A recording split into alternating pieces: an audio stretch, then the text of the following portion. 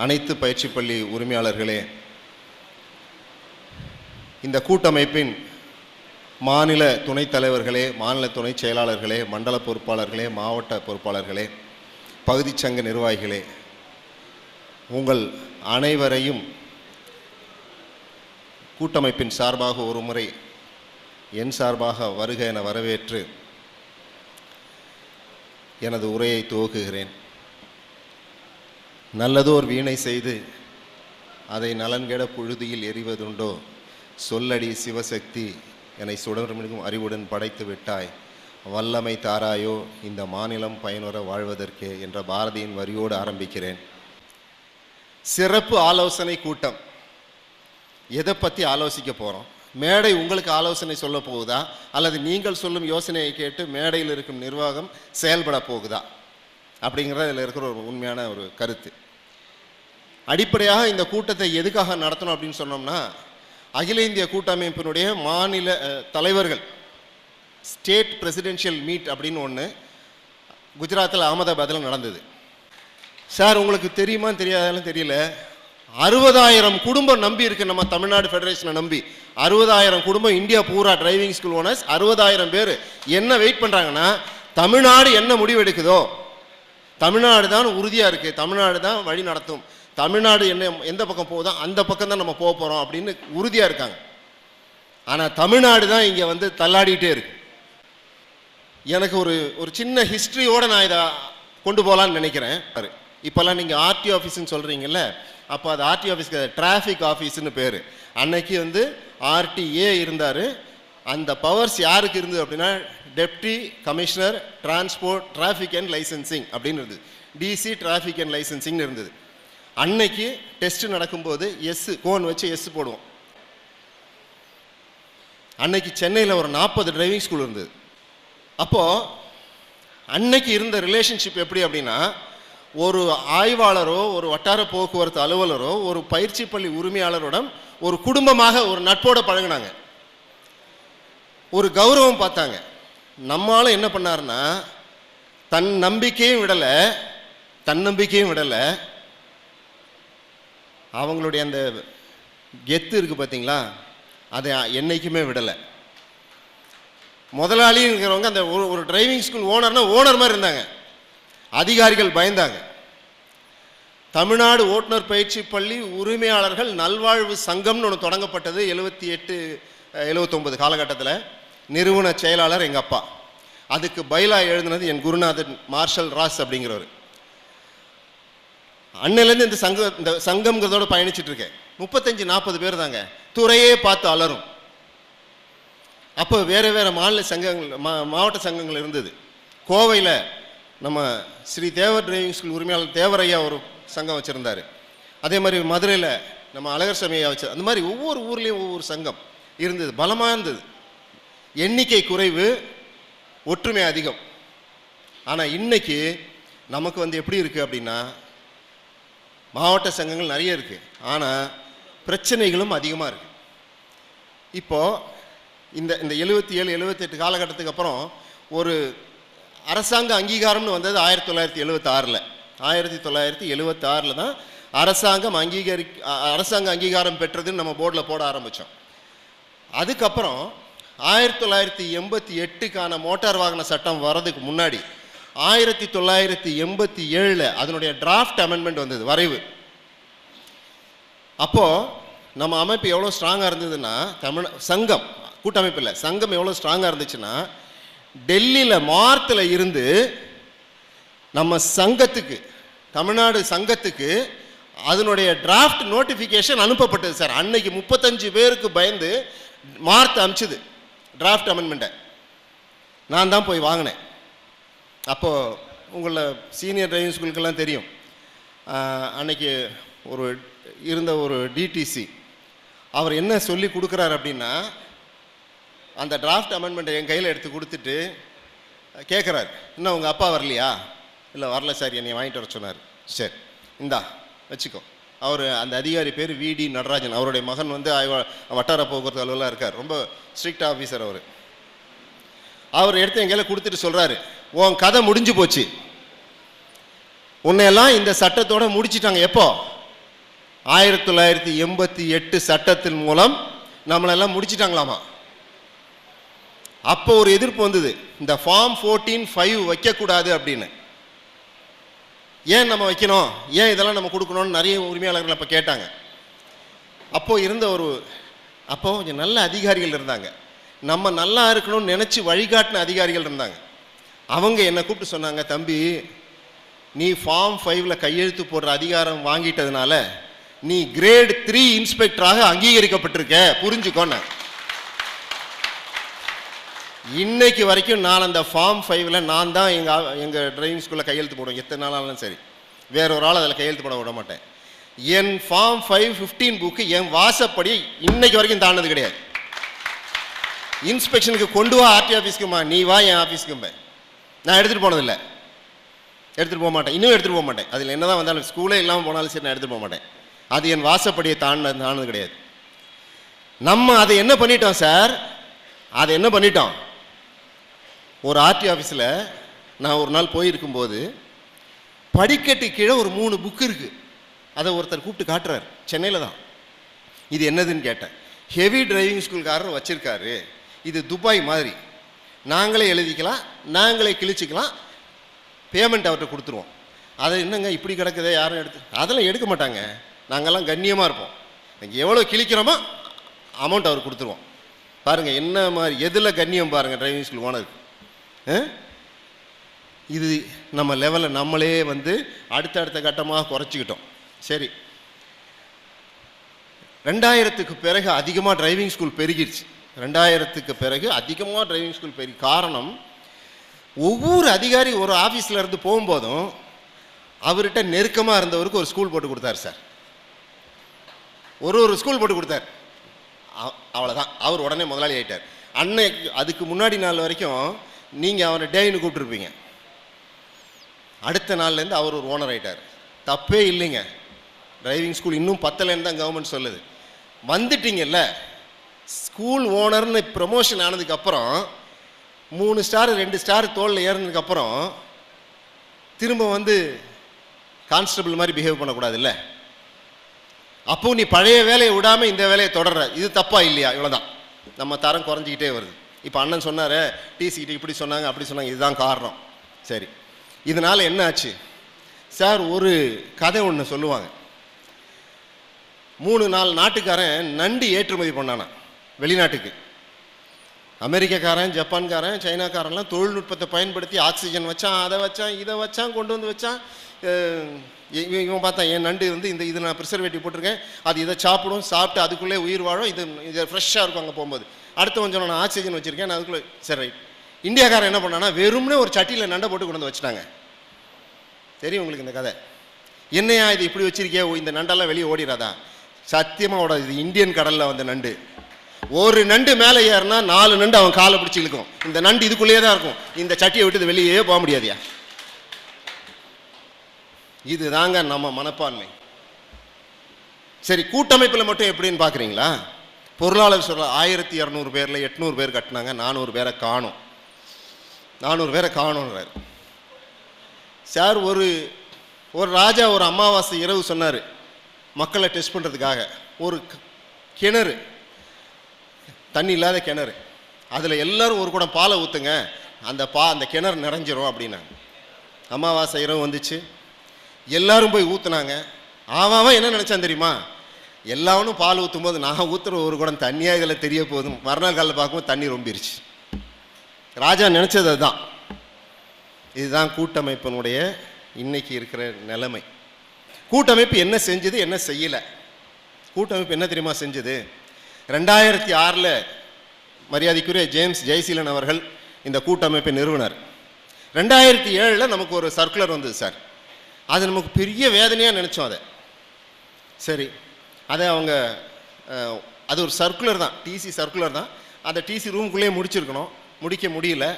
மினிஸ்டர்கிட்ட போனாங்க, அடுத்தடுத்த கட்டத்துக்கு போனாங்க. அப்போ நான் ஒரு செயற்குழு உறுப்பினர்.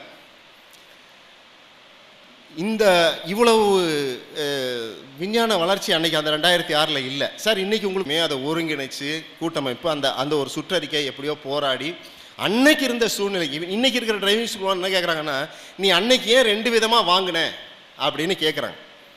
புது டிரைவிங் ஸ்கூல் பழைய டிரைவிங் ஸ்கூல் ஏன் வாங்குனீங்க அப்படின்னு கேட்கும்போது, சார் அன்னைக்கு கூட்டமைப்பினுடைய நோக்கம் என்ன இருந்ததுன்னா இருக்கிறவங்கள தக்க வச்சுக்கணுன்ற நோக்கம் இருந்துச்சு. இருக்கிறது நாங்கள் கேட்டது இந்த மாதிரி கேட்கல, ஏற்கனவே இருக்கும் இடத்தை தவிர ஒரு 250 சதுரடி நாங்கள் வச்சுக்கிறோன்னு தான் கேட்டோம். ஆனால் அன்னைக்கும் இந்த அதிகாரி நான் கண்ணால் அந்த நோட் ஷீட்டை பார்த்தவன் அடிச்சுட்டு டிசி போட்ட டிசிக்கு நாங்கள் எழுத வச்சோம் ஒரு அதிகாரியை வச்சு அந்த நோட்டிஃபிகேஷன் அது அந்த நோட்ஸ் அதை அடிச்சுட்டு பக்கத்தில் பச்சை இங்கிட்ட அவர் எழுதினார் ஒன்று, அதில் தான் வந்து மொத்தமாக இருக்கணும் 600 ஸ்கொயர் ஃபீட்டு அப்படின்ட்டார். அப்படி தான் இந்த 600 1000 வந்து அன்னைக்கு இருந்த நிலைமைக்கு அன்னைக்கு இருந்தவங்கள பாதுகாக்கணுங்கிற எண்ணம் இருந்தது, தொலைநோக்கு பார்வை இல்லை. இது உண்மை. சரி, அடுத்தது அந்த தலைமை இருக்கும்போது என்ன நடந்துச்சு? எக்ஸிஸ்டன்ஸ் சார் 2009 நான் ஒரு விஷயம் சொல்லிட்டு வருவேன், சில மாற்றங்கள் வரும்னு. என்னைய 2009 நான் மாநில தலைவர் கிடையாது சார், நான் செயற்குழு உறுப்பினர் சார். என்னைய விடாமல் தொடர்ந்து வந்த ஒரே நபர் நம்ம முத்துராஜ் டிரைவிங் ஸ்கூல் உரிமையாளர் தான். அவர் விடாமல் அண்ணன் ஒன்று சொன்னீங்களா, அது என்ன நடந்துச்சு, என்ன வரும், எப்படி வரும்னு இப்போ கூட கேட்பார். பரவாயில்லையா நம்ம இருப்போமா இல்லையா அப்படின்னு நான் 2009 நான் வந்து பார்க்குறேன் சார், இது வரப்போகுதுன்னு பார்க்குறேன். சரி விட்டுட்டாங்க, அந்த அரசியல் காரணங்களால எல்லாம் அது டைல்யூட் ஆகி போயிடுச்சு. Okay right. அடுத்தது 2007 இந்த சர்க்குலர் வந்து இதுக்கு பின்னாடி ஓடணும் 2010 வரைக்கும். இதில் ஏதோ ஒரு சுப்ரீம் கோர்ட்டில் தோத்துட்டு ஒரு ஆர்டரை வாங்கியிருக்கோம் நம்ம கூட்டமைப்புனா அது நம்ம கூட்டமைப்புல பெரிய வெற்றி. சுப்ரீம் கோர்ட்டில் 2 தடவை தோத்த கேஸுக்கு ஹைகோர்ட்டில் ஒரு ஆர்டர் வாங்கினோம் திரும்ப மேண்டமஸ் போட்டு, அது கூட்டமைப்புக்கு ஒரு வெற்றி. சரி, அதுக்கு அடுத்ததாக அதுக்கப்புறம் என்ன நிலம் வந்துச்சு அப்படிங்கிறீங்க? 2014 உங்களுக்கெல்லாம் எத்தனை பேருக்கு தெரியும்னு தெரியல, சாலை பாதுகாப்பு மசோதான்னு ஒன்று வந்தது. அதை வந்து பல்வேறு மாற்றங்களுக்கு இடையில் வந்து 2016 ரோட் சேஃப்டி பில்லுன்னு வந்தது. ரோட் சேஃப்டி பில் எங்க? ஆர்டி ஆஃபீஸ்லையா? எங்கே வந்தது? பார்லிமெண்ட்டில் வந்தது. நம்மளை அத்தனை பேரும் இதில் ஒழிச்சிட்டான். இதில் என்ன தெரியுமா இருக்கு? ஆர்டிஓன்ற வார்த்தையெல்லாம் இதில் கிடையாது, என்டிஏன்னு இருக்கு. இன்னைக்கு நீட் நடத்துது இல்லை, நீட்டு தேர்வு நடத்துறது எந்த அமைப்பு தெரியுமா? National testing agency. அதுக்கு கீழே கொண்டு போனான் நம்மளை. இந்த பில்லில் போராடணும். இந்த போராட்டத்தில் தமிழ்நாடு டிரைவிங் ஸ்கூல் உரிமையாளர்கள் கூட்டமைப்பு போராடாமல் விட்டுடுச்சு. ஆனால் இது வந்து எங்கே வந்தது தெரியுமா? இது ஸ்டாண்டிங் கமிட்டிக்கு வந்தது. ஸ்டாண்டிங் கமிட்டிக்கு போயிருக்கலாம். ஸ்டாண்டிங் கமிட்டிக்கு போக கூட்டமைப்பினுடைய அன்றைய நிர்வாகம் தவறிடுச்சு. நாங்களாம் எடுத்து சொன்னோம், ஸ்டாண்டிங் கமிட்டிக்கு வருது, இது ஏதாவது பண்ணுங்க. இல்லை நம்ம கட்கரியை பார்க்கணும் அப்படின்ட்டாங்க. சரி அதையாவது பாருங்க ஐயா அப்படின்னோம். இல்லை. அப்புறம் எனக்கு ஒரு அதிகாரி கூப்பிட்டு சொல்கிறார் செக்ரட்டரியேட்லேருந்து, இதுக்கு எதிர்ப்பு தெரிவித்து நம்மளுடைய அன்றைய சிஎம் திரு மாண்புமிகு இபிஎஸ் அவர்கள் ஒரு பெரிய ஒரு ரிப்போர்ட் அனுப்பிச்சிருக்காரு இதை எதிர்த்து. அதில் 1.5 பக்கம் டிரைவிங் ஸ்கூலுக்கு சப்போர்ட்டாக எழுதியிருக்காரியா. சிஎம்ஐ போய் பார்த்து ஒரு சால்வை போட்டு நன்றியாவது சொல்லுங்க, உங்களுக்கு ஏதாவது ஸ்டேட் லெவலில் உங்களுக்கு ஏதாவது நல்லது நடக்கும். அப்போவும் வந்து சொன்னேன், சார் வாங்க சார் இந்த மாதிரி போய் சிஎம்ஐயாவது பார்ப்போம் அப்படின்னேன். பார்க்கல. அப்புறம் ஒரு கூட்டத்தில் இதெல்லாம் பார்த்துட்டு தான் சொல்லிட்டாங்க. அப்போ நான் விளையிட்டேன். இனிமே வந்து இப்படி இந்த அமைப்பில் இருந்தோம்னா நாமும் சில பொய்களை சொல்ல வேண்டி வரும். பார்க்காத பார்த்தேன்னு சொல்கிறதுக்கு எனக்கு என் சொந்தங்களை ஏமாத்துறதுக்கு எனக்கு மனசு வரல. என்னையும் சேர்த்து நான் ஏமாற்றிக்கிற மாதிரி ஆகிடும்.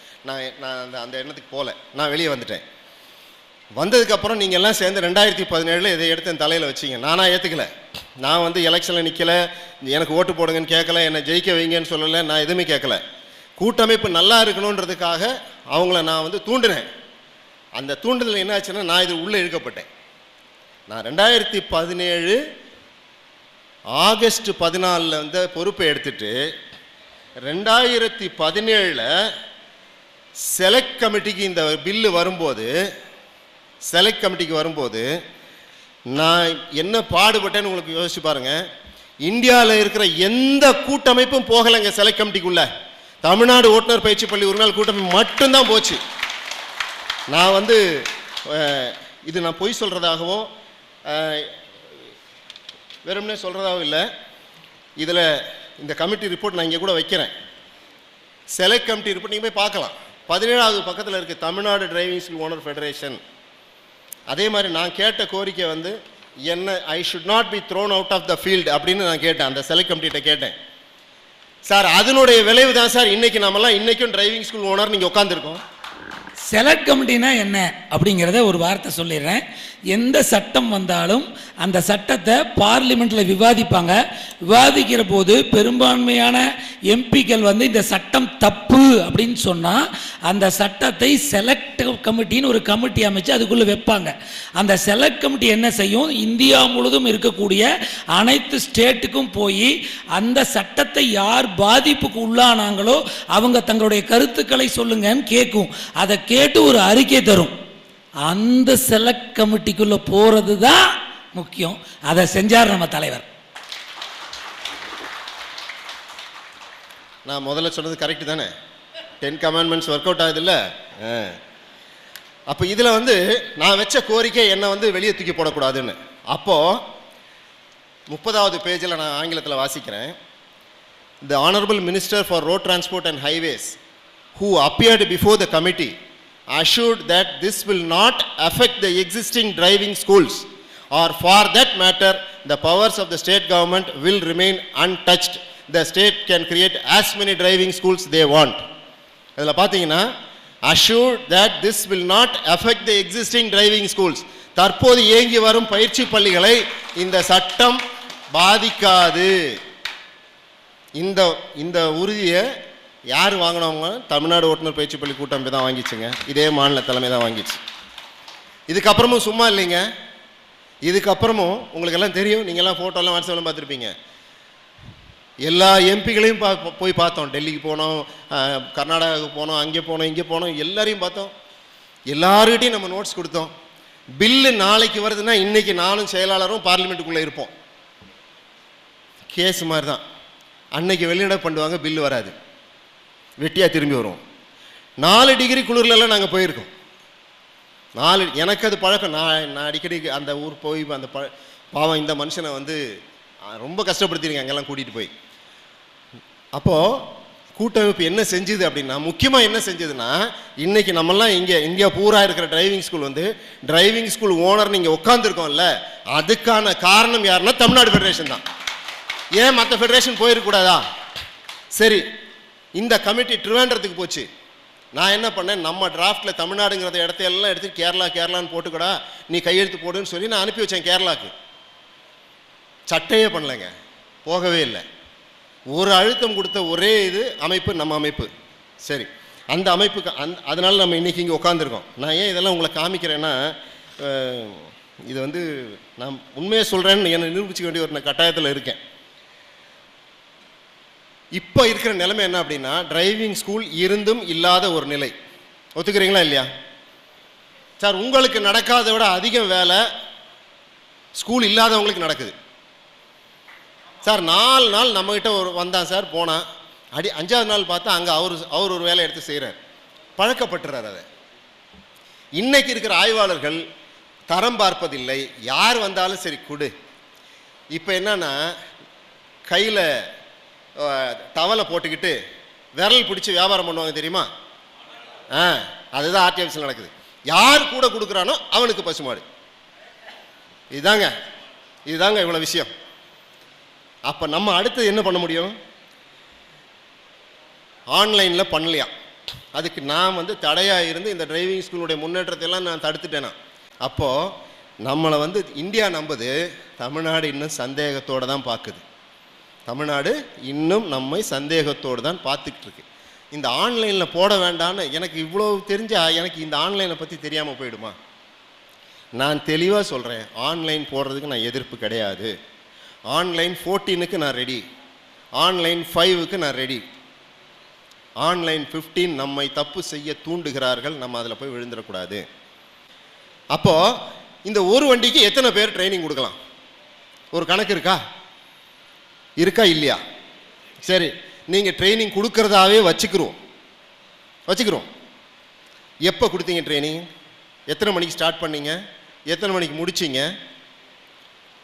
அப்போது அந்த நபர் வந்து 1 மணி 2 மணிக்கெல்லாம் உங்கள்கிட்ட ட்ரைனிங் எடுக்கும்போது அவர் வேலையில் இருந்தாரா இல்லையா? கணக்கு வருமா இல்லையா? கார் எல்எம்பி கற்றுக்க வராங்க. நீங்கள் எல்லாரும் சொல்லுங்கள், 10 வண்டியை வச்சுருக்கோம், நம்ம 2 வண்டி வச்சுருப்போம், 3 அதுலேயும் அப்ரூவ்டு வண்டி எத்தனை இருக்கும்?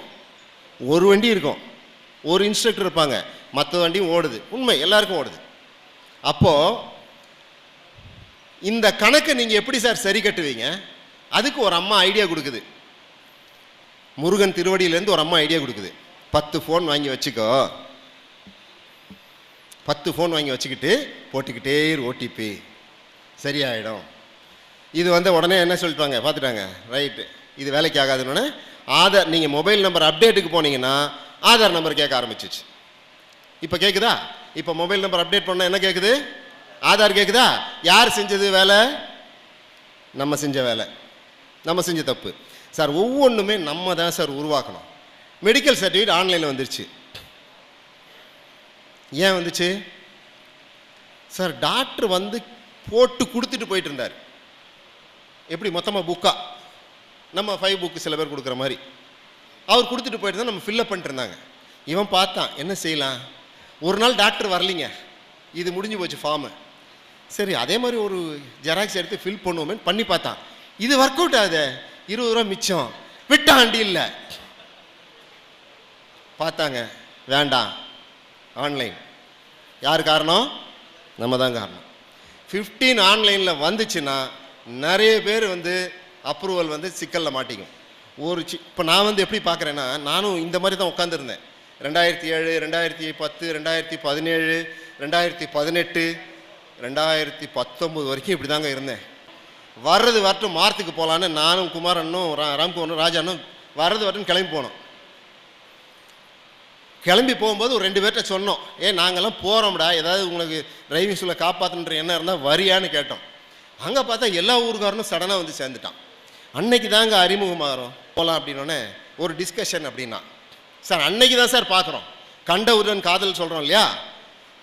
பேச உட்கார்ந்த உடனே அந்த மேசையில் இருந்த ஒரு 20-25 பேர் என்ன சொல்கிறாங்க, நமக்கு 5 நிமிஷம் தான் டைம் இருக்குது பேசுகிறதுக்கு எங்கள் மார்த்துக்குள்ளே. சிர்ஃப் ஏக் ஆத்மி பாத் கरेंगे. யார்? ஒரே ஒரு ஆள் தான் பேசுவான். தமிழ்நாடு பிரசிடென்ட் பேசுவார், முரளி பேசுவார் இல்லைங்க, தமிழ்நாடு பிரசிடென்ட் பேசுவார். ஏன் தமிழ்நாடு பிரசிடென்ட் பேசுவார் தெரியுமா? தமிழ்நாட்டிலேருந்து கையில் ரெப்ரசன்டேஷனோட போனோம். மற்றவங்கெல்லாம் ஜம்முன்னு வந்தாங்க சார், கோட்டு சார். நான்லாம் பார்த்தீங்கன்னா இதே தான் சார் வேஷ்டி. கட்கரி வீட்டுக்கு போகும், இது இப்படி தான் போகிறேன். பார்லிமெண்ட்டுக்கு இப்படி தான் போனேன், சுப்ரீம் கோர்ட்டுக்கு இப்படி தான் போனேன், போராட்டம் பண்ணி உள்ளே வைக்கும் போதும் இப்படி தான் போனேன். ஆச்சா? இப்போது அவன் ஜாலியாக வந்திருக்கான், நம்ம ஜோலியாக போயிருக்கோம். ரெப்ரசன்டேஷனை கொடுத்து பேசுகிறோம். பேசும்போது நல்லா இந்த இடம் கவனிக்கணும். வினோத் சார்னு ஒருத்தர் பேசிட்டு போனார் இல்லையா, அவர் சொன்ன இடத்துக்கு நான் வரேன். அந்த அதிகாரி என்ன கேட்டார் தெரியுங்களா? எதுக்காக ஏன் ஒரு டிரைவிங் ஸ்கூலுங்கிற அமைப்பு தேவை அப்படின்னு கேட்டார். ஏன் டிரைவிங் கற்றுக் கொடுக்க அப்படின்னு. என் வீட்டில் கார் இருக்குது, எனக்கு டிரைவிங் நல்லா தெரியும், என் தம்பி தங்கைகளுக்கு நான் கற்றுக் கொடுத்தேன், இன்னைக்கு அவங்க ஓட்டுறாங்க, நீ எதுக்கு? கரெக்டாக இல்லையா அவர் கேட்ட? அவர் பாயிண்ட் ஆஃப் வியூவில் அவர் கரெக்டு. பக்கத்தில் தான் அவர் பக்கத்தில் நான் தான் உட்காந்துருந்தேன். நான் ஒரு 2 கேள்வி கேட்டேன். எப்படி கேட்டேன்னா, டிரைவிங் 31 இந்த 31 திரும்பவும் எனக்கு வருது பாருங்கள், அதை வந்துக்கிட்டே இருக்கும். அது இந்த 31 இல்லாத 2 விஷயத்தை அவர்கிட்ட கேட்டேன். ஒருவேளை இந்த ஆள் 31 படிச்சிருந்தான்னா இதில் இல்லாத கேட்போன்னு 2 கேள்வி கேட்டோன்னே ஐ டோன்ட் நோ அப்படின்னார். ஐ நோ அப்படின்னு. இதுக்கு தான் ஏன் டிரைவிங் ஸ்கூல் வேணுன்றது அப்படின்னு ஒன்று அன்னைக்கு எனக்கு குத்திச்சு. என்ன இருக்கும் ஸ்கூல்லன்னு கேட்டார்ல, ஏதாவது ஒன்று இருக்கணும், அதுக்கு தான் சிமுலேட்டர் வாங்க சொன்னேன். என்ன இருக்குன்னு கேட்டார்ல, அப்போ நான் என்ன செய்யணும்? சிமுலேட்டர் வாங்கினா அடுத்த டெக்னாலஜிக்கு போகலாம். ரெட் சேரியட்டோட போனேன், எல்லாம் பண்ணேன். இப்போது இந்த இந்த இந்த நம்ம முன்னேற்றங்கிறத கொஞ்சம் நிற்க வச்சுட்டு இந்த பிரச்சனையை மட்டும் சொல்லிடுறேன். ஆன்லைன் 14, 15 ஃபேஸ்லெஸ் எல்எல்ஆர் நம்மலாம் போடுறோமா இல்லையா? போடுறோமா இல்லையா? இந்த ஃபேஸ்லெஸ் எல்எல்ஆர் நீங்கள் போட்டதை நோண்டுனா ஒரு டிரைவிங் ஸ்கூல் தப்பிக்காது தெரியுமா? எல்லாரையும் கேன்சல் பண்ணிடலாம், எல்லாரையும் பண்ணிடலாம். கணேஷ் மோட்டார் டிரைவிங் ஸ்கூல்னு மகாராஷ்டிரா அவுரங்காபாத்தில் ஒரு டிரைவிங் ஸ்கூல். தம்பி நல்லா டிரைவிங் கற்றுக் கொடுப்பாப்புல. அவன் மனைவியும் அவரும் ரொம்ப டெடிக்கேட்டட். 800 சதுரடியில் ஒரு ஆஃபீஸு, அதில் கீழே பார்த்தீங்கன்னா 600 சதுரடியில் ஒரு ஹால், சினிமா தியேட்டர் மாதிரி ப்ரொஜெக்டர்லாம் போட்டு கிளாஸ் எடுக்கிறது வச்சுக்கிறாரு. 5 வண்டி வச்சுருக்காரு. அருமையாக நடத்துகிறாரு. அங்கே கிரேடிங் இருக்குது. அவர் டிரைவிங் ஸ்கூல் ஏ கிரேடில் இருக்குது. அவர் 2 ஸ்கூல் வச்சுருக்கார், 2 ஸ்கூலையும் மாறி மாறி பார்ப்பார். இன்ஸ்பெக்டருக்கும் இவருக்கும் ஏதோ பிரச்சனை. ஒரு ஆள் வந்தார், ஃபேஸ்லெஸ் எல்லாரும் போட்டு கொடுத்தாங்க, போயிட்டார். மறுநாளே இவருக்கு டிரைவிங் ஸ்கூலை நாங்கள் ஏன் கேன்சல் பண்ணக்கூடாதுன்னு ஒரு நோட்டீஸ் வருது. என்ன காரணம்னா இவர் ஃபேஸ்லெஸ் இவரே போட்டார். ஏன்னா அந்த பார்ட்டி வரல, அந்த பார்ட்டி கம்ப்யூட்டரில் எழுதலை. ஆனால் இவருடைய ஐபி அட்ரஸில் தான் அந்த டைமில் எழுதியிருக்கு. இங்கே இவருடைய கேமராவை பார்க்கும்போது அந்த ஆஃபீஸில் உட்காந்துருக்கிற பொண்ணு அந்த கொஸ்டினை வந்து அட்ரஸ் பண்ணிகிட்ருக்கு. கேன்சல் பண்ணியாச்சுங்க. 2 டிரைவிங் ஸ்கூலையும் கேன்சல் பண்ணி பேப்பர்லாம் போட்டு அதில் என்ன போட்டான் அப்படின்னா, அதுதான் டிரைவிங் ஸ்கூல் இன்வால்வ்ட் இன் கிரிமினல் ஆக்டிவிட்டீஸ். இப்போ சொல்லுங்கள், ஆன்லைன் 15 போடலாமா? போடுவோமா ஆன்லைன் 15? எத்தனை வண்டி கணக்காட்டுவீங்க? 6லேருந்து 7 4 பேர் ஒரு வண்டியில் ஏற்றிட்டு போகிறீங்க, பார்க்குறேன்னு நானும் தான் செய்கிறேன்னு. இந்த 4 பேருக்கு 1 மணி நேரத்தில் இறக்கி விட்டுறோமே, அப்போ அரை மணி நேரம் எப்படி காட்டுவீங்க? காட்ட முடியுமா? முடியாதா? முடியாது. அப்போ நம்மளே என்ன பண்ணுறோம்? தப்புக்கு நம்மளே வழிவகுத்து நம்மளே போய் உள்ளே சிக்கி, அதுதான் அவங்களுக்கு வேணும். அங்கே தான் நம்மளை இழுத்துட்டு போகிறாங்க. இப்போ நான் ஒரு விஷயம் என்ன சொல்கிறேன் அப்படின்னா, இந்த மீட்டிங்க்கு அப்புறம் நான் உங்கள்கிட்ட ஒரு கருத்து கேட்குறேன். சார், இந்த கவர்னன்ஸ்னு ஒன்று வந்துருச்சு. நீ வந்து என்ன, இப்போ ஒரிசாவில் லைசன்ஸ் கிடையாது, உங்களுக்கு தெரியுமா? ஆந்திராவில் லைசன்ஸ் கிடையாது மீன்ஸ் கார்டு இஷ்யூ பண்ண மாட்டாங்க. கார்டு இஷ்யூ பண்ணுறதில்ல, அவ்வளோதான். லைசன்ஸு போட்டு முடித்த உடனே உங்கள் ஃபோனுக்கு வந்துடுது, அவ்வளோதான். நீங்கள் அதை காமிச்சிட்டு போயிட்டே இருக்க வேண்டியதான். லைசன்ஸு கார்டு ஃபீஸ் குறையுது. இதை நம்ம வைக்கலாமா? டிசி கிட்ட வைக்கக்கூடாதா? வைக்கலாம்ல. ஏன் நம்ம வந்து பின்தங்கிய மாநிலமாக இருக்கிறோம்? ஏன்னா இவங்களுக்கு அது தேவை. எது யாருக்கு தேவை? டிபார்ட்மெண்ட்டுக்கு தேவையானதை வச்சுக்குவாங்க, தேவையில்லாத சரிங்க. ஒரு எல்எல்ஆருக்கு ஒரு ரினியூவலுக்கு இத்தனை ஃபார்ம் எதுக்குங்க அடிச்சு எடுத்துகிட்டு போகிறீங்க? நான் கேட்குறேன். ஃபேஸ்லெஸ் எல்எல்ஆர் வருதா? ஃபேஸ்லெஸ் ரினியூவல் வருதா? ஃபேஸ்லெஸ் ஐடிபி வருதா? வருது. அப்போ இத்தனை ஃபார்ம் நீங்கள் எது கேட்குறீங்க?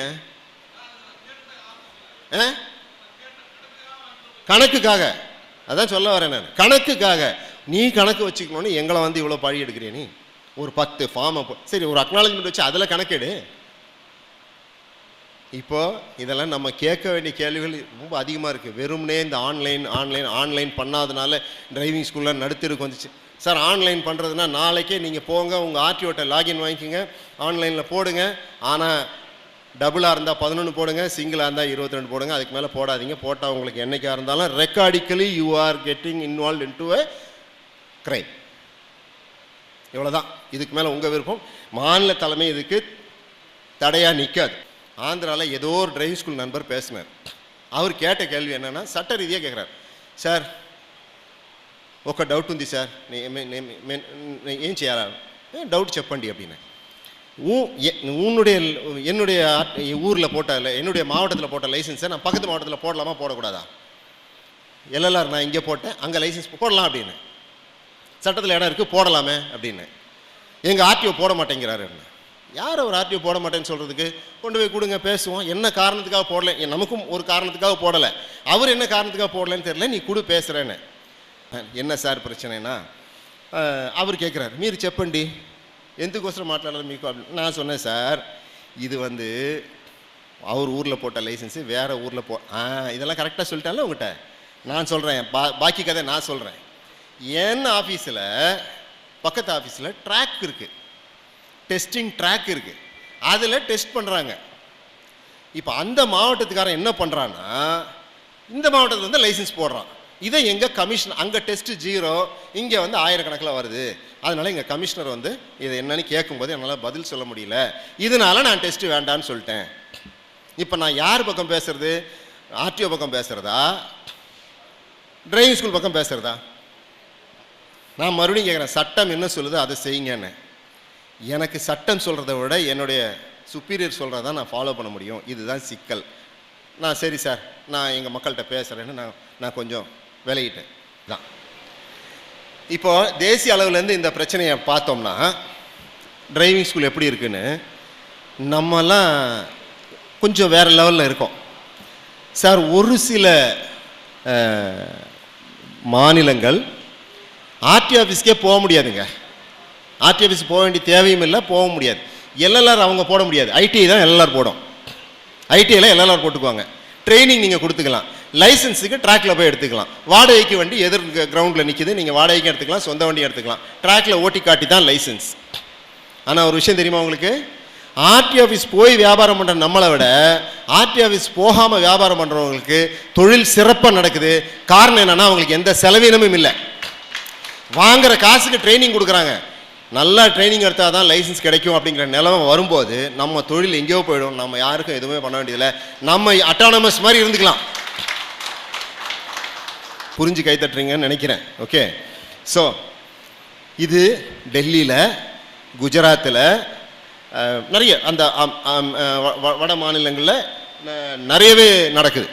சரி, அப்படியே கீழே வந்தோம்னா கேரளாவில், கர்நாடகாவில் டெஸ்டிங் ரொம்ப ஸ்ட்ரிக்டாக இருக்குது, தொழில் நல்லா இருக்குது. சார் எத்தனை டிரைவிங் ஸ்கூல் இருக்குது தெரியுமா கேரளாவில்? 7000 டிரைவிங் ஸ்கூல் இருக்குது கேரளாவில், 6000 டிரைவிங் ஸ்கூல் இருக்குது கர்நாடகாவில். சிறப்பாக தொழில் நடக்குது, அவங்களுக்கு நல்ல ப்ராஃபிட்டும் இருக்குது. ஆனால் நமக்கு கழுதை தேஞ்சு கட்டெரும்பாயிட்டு வருது. ஏன்னா ஒருத்தர் 500 5000 வாங்கினா இன்னொருத்தர் 4500 4500 வாங்கினா 3000, இப்படியே நம்ம குறைச்சிக்கிட்டே வந்து நம்ம ஒன்றும் இல்லாமல் போயிட்டுருக்கோம். ஆனால் கொடுக்கறத மட்டும் கூட்டிக்கிட்டே போயிட்டுருக்கோம். மகளிர் நிறைய பேர் இருக்காங்க, இல்லைன்னா இந்த வார்த்தைக்கு நான் வேறு வார்த்தை சொல்லியிருப்பேன். இந்த கொடுக்கறது கூட கொடுக்குறோம்ல, அது இப்போ சொல்ல வேண்டாம்னு பார்க்குறேன், சபை மாண்பு கருதி. அதுவும் நடக்குது. ஒரு சில மாநிலத்தில் டிரைவிங் ஸ்கூல் எல்எல்ஆர் கொடுக்குது சார். நம்ம தலைவர் ராஜஸ்தானில் அவர் தான் எல்எல்ஆரில் கையெழுத்து போடுவார், அசிஸ்டன்ட் லைசன்சிங் அத்தாரிட்டி. ஏன்னா அந்த சட்டத்தில் அப்படி ஒரு வார்த்தை இருக்குது, அவருக்கு அது சாதகமாக பயன்படுத்தி அவர் அந்த ஆர்டரை வாங்கி அவர் இஷ்யூ பண்ணுறார். பக்கத்து மாநிலத்தில் பார்த்தீங்கன்னா ஆர்டி ஆஃபீஸ்க்குள்ளே போகிறதுக்கே அதிகாரம் இல்லை, ஆர்டி ஆஃபீஸில் எல்எல்ஆர் கொடுக்குறதும் இல்லை, ஐஐடிக்காரன் தான் தீர்மானம் பண்ணுறான்.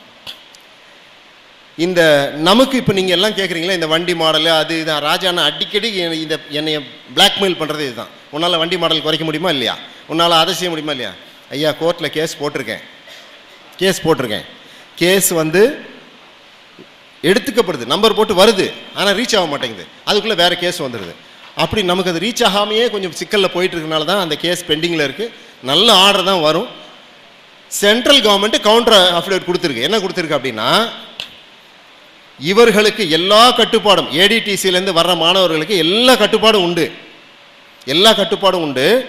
தேர்வு மட்டும் ஆர்டி ஆஃபீஸில் நடக்காது, இந்த ட்ராக்கில் நடக்கும், அவ்வளோதான். லைசன்ஸ் வழங்கும் அதிகாரம் அவங்களுக்கு கொடுக்கல அப்படின்னு ஒரு கவுண்டர் அப்டேட் கொடுத்துருக்கு. இப்போ அடுத்த கேஸ் வரும். இப்போ நேற்று நான் பார்த்தேன், இப்போ இருக்கிற சீஃப் ஜஸ்டிஸை வந்து சுப்ரீம் கோர்ட்டு, உங்களை லீகல் எத்தனை பேர் ஃபாலோ ராம்கோவரன் தெரிஞ்சிருக்கும்,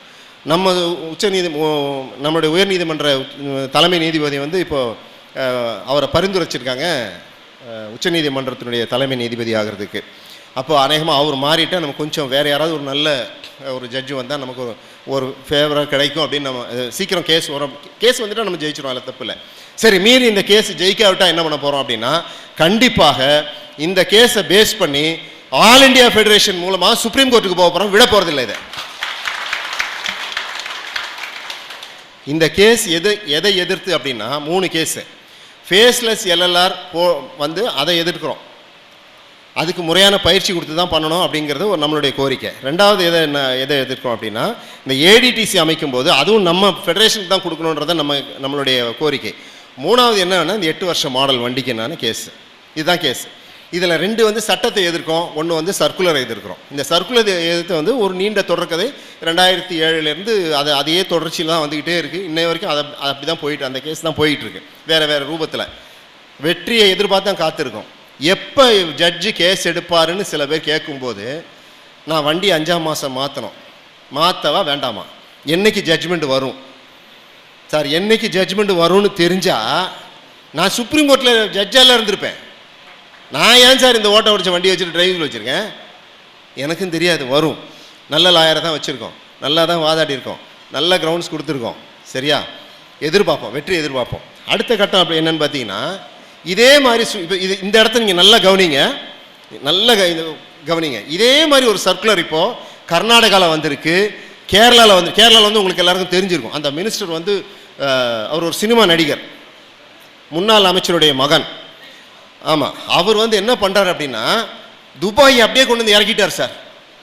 அந்த டெஸ்ட் எப்படி தெரியுங்களா? SH எல்லாம் தூக்கிட்டாரு.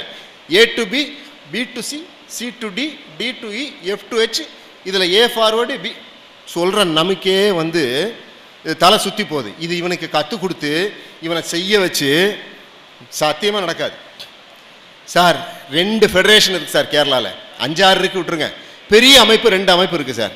ஒன்று CITU, இன்னொன்று INTUC. இந்த 2 அமைப்பும் ஆளுங்கட்சி CITU ஒரு மிகப்பெரிய போராட்டத்தை பண்ணுறாங்க சார். இதை எதிர்த்து, இந்த டெஸ்டிங், இந்த அமைச்சரை எதிர்த்து. யாரை எதிர்த்து? அமைச்சரை எதிர்த்து. அவங்களுக்கு வந்து TC வந்து IAS கிடையாது, IPS. நல்லா கவனிச்சுங்க. TC யாரு? போலீஸ் ஆஃபீஸர் தான் அவங்களுக்கு TC. இவங்க ஒரு மிகப்பெரிய போராட்டத்தை வந்து ஆர்கனைஸ் பண்ணி பண்ணுறாங்க. அது வந்து ஒரு 20 நாள் டெஸ்ட் நடக்கலை. 20 நாள் டெஸ்ட்டே நடக்கலைங்க. கேரளா ஃபுல்லாக டெஸ்ட்டே நடக்கலை. ஒரு டெஸ்ட் கூட போட முடியல. இதை நம்மளால் செய்ய முடியும்னா நமக்கு இந்த கோர்ட்டு தேவையில்லை, கேஸ் தேவையில்லை, எதுவுமே தேவையில்லை. ஆனால் திரும்பவும் இந்த கூட்டமைப்பு என்ன செஞ்சிச்சுன்ற இடத்துக்கே வரேன் சார். ஒரு TC வராரு சார், அவர் பேர் சமயமூர்த்தி IAS. என் கூட வந்தவங்களுக்கெல்லாம் தெரியும். வசூல் ராஜாவில் நான் கமல், அவர் பிரகாஷ்ராஜ். வசூல் ராஜா படத்தில் நான் கமலஹாசன், அவர் கேட்டோடனே ஒரு BP ஏறிடும். என்னைய பார்த்தோன்னே ஏறிடும் BP. ராஜாவுக்கெல்லாம் தெரியும். என்னை பார்த்த மாத்திரத்தில் அவருக்கு ஒரு நாள் நான் போகிறேன், என்னுடைய TN01 மக்களை கூப்பிட்டு என் பிரச்சனைக்காக போகிறேன். எனக்கு டெஸ்டிங் பாயிண்ட் இப்போ பிரச்சனைக்கு போன உடனே அவருக்கு செம்ம கோவம் வந்துருச்சு. அவர் கேட்டார், நீ இந்த JTC, DTC, AS இவங்ககிட்டலாம் பேச மாட்டியா? ஸ்ட்ரைட்டாக TC தான் பேசுவியான்னு கேட்டார். ஆமாம் சார், நான் ஸ்ட்ரைட்டாக TC தான் பேசுவேன். ஏன்னா இவங்களை எது கேட்டாலும், எல்லோரும் இருக்காங்க, எது கேட்டாலுமே TC போங்கிறாங்க. அதனால் நேரம் உங்ககிட்ட வந்துடுது. என்ன தான் பண்ணோம்? இல்லை சார், நான் பார்த்த இடத்துல தான் டெஸ்ட்டு பார்ப்பேன், நான் வேறு இடத்துக்கு போக மாட்டேன் அப்படின்னேன். அப்படியா, சரி பார்த்துக்கோன்னு சொல்லக்கூடாது சார், எனக்கு கொஞ்சம் JTCக்கு ஃபோன் போடுங்கன்னு. ஓ, நீ சொல்லி நான் ஃபோன் போடணுமா? போட்டார், பேசினார். அதுக்கடுத்து ஒரு TC வராரு. அவர்கிட்ட என்ன நடந்துச்சுன்னு உங்களுக்கு தெரியும். அவர்கிட்டையும் போராடணும். இந்த TC வந்தார் சார். இவர் எப்படி TCனா அழகாக கூப்பிட்றாரு, உட்கார வைக்கிறாரு. ராஜாண்ணன் குமாரண்ணன் சொன்ன மாதிரி தண்ணி கொடுக்குறாரு, பிஸ்கட் கொடுக்குறாரு, டீ கொடுக்குறாரு. நம்ம சொல்கிறதெல்லாம் நோட்ஸ் எடுத்துட்டு சாயங்காலமே அதிகாரியை கூப்பிட்டு டிஸ்கஸ் பண்ணுறாரு. அதிகாரிகளை கூப்பிட்டு டிஸ்கஸ் பண்ணுறாரு. இந்த அதிகாரிகள் என்ன சொல்லணும்? நமக்கு சாதகமாக சொல்லணுமா இல்லையா? சார், நீங்களும் நானும் உங்கள் வீட்டு பொண்ணு, புள்ள, மாப்பிள்ளை, மருமகனுக்கு லைசன்ஸ் கேட்குறோமா இல்லை பப்ளிக்கு லைசன்ஸ் கேட்குறோமா? அப்புறம் என்ன சார் தனியாக ஒரு பப்ளிக்கு? கேட்டேன், புரிஞ்சுக்கிட்டாரு. ஆனால் செயல்பட அதிகாரிகள் விடலை. சார், நான் ஒன்று கேட்குறேன். ஒரு TCயை ஒரு டிரைவிங் ஸ்கூலில் வந்து சிமுலேட்டரில் உட்கார வச்சு ஓட்டி அதை வீடியோ எடுத்து குரூப்பில் போடணும் அப்படின்னா இந்த மாநில தலைமை செஞ்ச ஒரு சாதனையா இல்லையா? சார் 2.5 மணி நேரம் உட்காந்து என் கிளாஸ் கேட்குறாரு சார். அவர், நான் கிளாஸ் எடுக்கிறேன் 2.5 மணி நேரம். நான் சொல்கிறது நம்ம அமைப்பை சொல்கிறேன். எடுக்கிறேன், கேட்குறாரு, இவ்வளோ இருக்கா, நல்லா செய்யுங்க. அப்புறம் நான் சொன்னேன், நம்ம சவுத்து ஏரியா டிரைவிங் ஸ்கூல் ஓனர்லாம் கூப்பிட்டு, எங்கள் பசங்க இப்படி தான் சார் இருப்பாங்க, இந்த லோகோ இருந்தால் நாங்கள் நல்லா சிறப்பாக செய்கிறோன்னு அர்த்தம், இதை மட்டும் நீங்கள் புரிஞ்சுங்கன்னு. சரின்னு 13ஆம் தேதி ஒரு அழைப்பு கொடுக்குறாரு, வாங்க பேசலாம் அப்படின்ட்டு டிஸ்கஸ் பண்ணலான்னு 13ஆம் தேதி ஒரு அழைப்பு கொடுக்குறாரு. இந்த 13ஆம் தேதியினுடைய அழைப்பு நமக்கு வந்ததுன்னு தெரிஞ்ச உடனே கீழ்நிலை அதிகாரி என்ன பண்ணுறாருன்னா, நமக்கு வேண்டியவங்க சொந்தக்காரங்க இருக்காங்கல்ல, தூரத்து சொந்தங்கள் நம்மளை வச்சு செய்கிறாங்களே வாட்ஸ்அப் குரூப்பில், அவங்கள கூப்பிட்டு சொல்கிறார், யோ TC வந்து 13ஆம் தேதி அவங்கள கூப்பிட்டுருக்காரு, என்ன பண்ணுவியோ பண்ணிக்கோ. உடனே ஒரு 4 லெட்டர் போட்டாங்க. நாங்களும் சங்கம்தான், எங்ககிட்ட 2000 உறுப்பினர் இருக்காங்க, எங்ககிட்ட 1000 உறுப்பினர், மொத்தம் 5 சங்கம் சொல்லுது 1200 பேர் இருக்காங்கன்னு. மொத்த டிரைவிங் ஸ்கூலில் போய் பார்த்தா போலீஸ் கீலீஸ் எல்லாம் சேர்த்தா 2000 சில்லரை தான் வருது தமிழ்நாட்டில். அப்போ இந்த ஆளாளுக்கு 2000 எப்படி வச்சுருக்காங்கன்னு எனக்கு தெரியல. ஆனால் கொடுத்தாங்க. TC மண்டை குழம்பி போய் அவர் அன்றைக்கி வரவே இல்லை ஆஃபீஸ்க்கு. வாங்கடா உன் பிரச்சனை வந்தால் தானே உன் பிரச்சனை. அவர் வரவே இல்லை. வேறு ஒரு தேதி அறிவிக்கப்படணும்னு செயலாளருக்கு வாட்ஸ்அப் அனுப்பிச்சிட்டார். TC அவரே அனுப்பிச்சிட்டார், இன்னொரு நாள் பார்த்துக்கலான்ட்டார். நான் அதுக்கப்புறம் போகலைங்க. ஏன் போகல அப்படின்னா, எனக்கு போகிறதுக்கே மனசு சங்கடமாக இருக்குது. அவர் கேட்குற கேள்விக்கு என்னால் பதில் சொல்ல முடியல. அவர் எல்லா டேட்டாவும் கையில் வச்சுருக்கார். இத்தனை எல்எல்ஆர், இத்தனை டெஸ்ட்டு, இவ்வளோ வருஷத்தில், இவ்வளோ மாதத்தில் எல்லா டேட்டாவும் அவர். அந்த மனுஷன்ட்ட போய் நான் எந்த அந்தர்பல்ட்டையும் அடிக்க முடியல. இப்போது கீழ்நிலை அதிகாரிகள் நம்மளை வாழ விட மாட்டாங்க, சரியா? இதே நேரம் நிறுவனங்கள், தனியார் நிறுவனங்கள் உள்ளே வர பார்த்துட்ருக்கு. அதை நீங்கள் கவனிச்சுங்க. கார்ப்பரேட்டை எந்த காரணத்தை கொண்டும் இதுக்குள்ளே வர அனுமதிச்சோம்னா அந்த அனுமதிக்கிற நாள் தான் நம்மளுடைய கடைசி நாளாக இருக்கும். இதுக்கு நாம் போராடாமல் போயிட்டோம்னா திரும்ப இந்த மாதிரி உட்காந்து நம்ம டிரைவிங் ஸ்கூல் ஓனரு, கூட்டமைப்பு, வெங்காய சட்னிலாம் பேச முடியாதுங்க. இதில் நம்ம தெளிவாக இருக்கணும். கார்ப்பரேட்டை நம்ம நுழைய விடக்கூடாது. நம்ம கார்ப்பரேட்டாக மாறணும். நம்ம கார்ப்பரேட்டாக மாறுறதுக்கு என்ன செய்யணும்? நான் அடுத்த ஸ்டெப்புக்கு போனேன். ஐஐடிக்குள்ளே உங்களெல்லாம் கூப்பிட்டு போனேன்னா, ஐஐடிக்குள்ளே கூப்பிட்டு போனேன்னா, சார் கொஞ்சம் பேர் வந்தீங்களா? எத்தனை பேர் இருக்கீங்க? உங்களெல்லாம் ஐஐடிக்குள்ளே கூப்பிட்டு போனேன். ஏங்க, ஒரு ஐஐடியில் இந்த வினோத் சார் வந்து என்னை வந்து அந்த டைரக்டர்கிட்ட அப்பாயின்மெண்ட் கேட்குறாரு. ஐயோ, டிரைவிங் ஸ்கூலெல்லாம் நமக்கு வேணாம் சார், கரப்ட் ஃபெலோஸ் அப்படின்னாரு அவர். இல்லை சார், அவன் கரெக்ட் ஃபெலோ சார். இவங்கிட்ட நீங்கள் பேசுனீங்கன்னா சரி வர சொல்லுங்க, ஒரு நாள் பேசிப்பேன். இவ்வளோ தூரம் அவனை பற்றி நீங்கள் சொல்கிறீங்களே. அப்புறம் ஒரு சண்டே காலையில் என்ன பண்ணார்? ஃபோன் பண்ணார். இவர் ஃபோன் அடிக்கிறாரு. சார் 2 நிமிஷம் பேசலாம், நான் பைக்கில் போயிட்டுருக்கேன். என்ன சார்னு கேட்டேன். ப்ரொஃபஸர் பேசுகிறாரு. உடனே நீ பட்டி ப்ரொஃபஸர்கிட்ட பேசுகிறேன். 5 நிமிஷம் பேசினேன், உனக்கு தனியாக அரை நாள் மீட்டிங் கொடுக்குறேன்ட்டாரு. அரை நாள் மீட்டிங்கில் நம்ம ஆல் இண்டியா ஃபெடரேஷன் வர வச்சு உட்காந்து நம்ம கோரிக்கையில் வச்சோம். ஆல் இண்டியா ஃபெடரேஷனை கூட்டிகிட்டு போகும்போது நல்லா இருந்தது சார். ஆல் இண்டியா ஃபெடரேஷனை நான் கூட்டிகிட்டு போய் அந்த மீட்டிங் வந்து சக்ஸஸ்ஃபுல் மீட்டிங். அடுத்த ஸ்டெப்புக்கு போகிறோம். 3 கேட் லைசன்சிங் சிஸ்டமுக்கு நம்மளை எல்லாரும் அழைக்கும் போது அவங்களை எல்லாரையும் கூப்பிட்டேன், வாங்க இந்த மாதிரி ஒன்று நடக்குது அப்படின்ட்டு. சார், உங்களுக்கு ஒரு விஷயம் தெரியுமா? உங்களுக்கெல்லாம் ஒரு கழுத்தில் தொங்குறதுக்கு ஒரு டேக் கொடுத்தாங்க. உங்கள் பேர் அச்சிடப்பட்ட டேக் கொடுத்தாங்க. என்னுடைய டேக் திருடப்பட்டது. என் டேக் இல்லை, எனக்கு பேரை கையில் எழுதி. எனக்கு எவ்வளோ அவமானமாக இருக்கும், எனக்கு எவ்வளோ அசிங்கமாக இருக்கும். என் டேக் மட்டும் எப்படிங்க? அப்போ ரெஜிஸ்டர் பண்ணல. அப்போ மற்றவங்களாம் ரெஜிஸ்டர் பண்ணாங்களா? யாரும் ரெஜிஸ்டர் பண்ணல. எல்லாருக்கும் டேக் வந்து, என் டேக் மட்டும் இல்லை. சந்தோஷப்பட்டேன். என்னால் உங்களை கொண்டு போய் ஐஐடிக்குள்ளே கூட்டிகிட்டு போக முடிஞ்சதில்ல. யார் கூட்டிகிட்டு போனது? நான் தனி மனிதனாக இல்லைங்க, அமைப்பு கூட்டிகிட்டு போச்சு. அடுத்த ஸ்டெப்புக்கு நான் ஏறலான்னு பார்க்கும்போது 4 நண்டு என் காலை பிடிச்சி இழுத்து விட்டுச்சு. சார், தனியாக ஒரு குரூப்பை போய் பேசுது சார், நாங்கள் காசு தரோம், அந்த ஸ்கீம் அப்படியே எங்கிட்ட கொடுங்க, நாங்கள் தான் நடத்துவோம், இதுக்கு ஃபெடரேஷன்லாம் நீங்கள் கொடுக்கக்கூடாது. அவர் பார்த்தாரு, இந்த குடும்ப சண்டைக்குள்ளே நம்ம போனோம்னா நம்ம நாரி போயிடும், வேணாடான்னு விட்டார். அதை முடிஞ்சிச்சுங்க. அந்த கதையே கதம். ஐஐடிங்கிற டாப்பிக்கே முடிஞ்சு போச்சு. இப்போ ஐஐடியில் டிஸ்கஷன் நடக்குது. அவர் இப்போ பப்ளிக்கில் சொல்ல விரும்பலை, எனக்கு தெரியும். நமக்கு இப்போ நம்ம சுதாரிக்கலைன்னா நமக்கு கடைசி காலமாக வரப்போகுது. அதை தான் நான் இப்போ உங்கள் முன்னாடி இவ்வளோ தூரம் கத்தி பேசிகிட்டு இருக்கேன். இப்போது நம்ம வந்து எப்போவுமே வந்து ஒற்றுமையை பற்றி, தரத்தை பற்றியெல்லாம் பேசிகிட்டே இருக்கோம். ஆனால் தரம் உயர்ந்திருக்குன்னு நம்மளால் ஏதாவது சொல்ல முடியுதா? சரி, இந்த தரம் உயர்த்துறதுன்னா என்ன? தரம் உயர்த்துறது அப்படின்னா எதில் உயர்த்த போகிறோம்? எதில் உயர்த்தலாம் சொல்லுங்கள், 1 2 சொல்லுங்களேன். சிமுலேட்டர் வாங்கி வச்சா தரம் உயர்ந்துருமா? பயிற்சியில் தரத்தை உயர்த்தணும். பயிற்சியில் எப்படி தரத்தை உயர்த்துறது? விதி 118ங்கிறது என்னன்னா, அதுக்குள்ளே 40 பாயிண்ட் இருக்குது. இதுதான் டிரைவிங் கற்றுக் கொடுக்கணும்.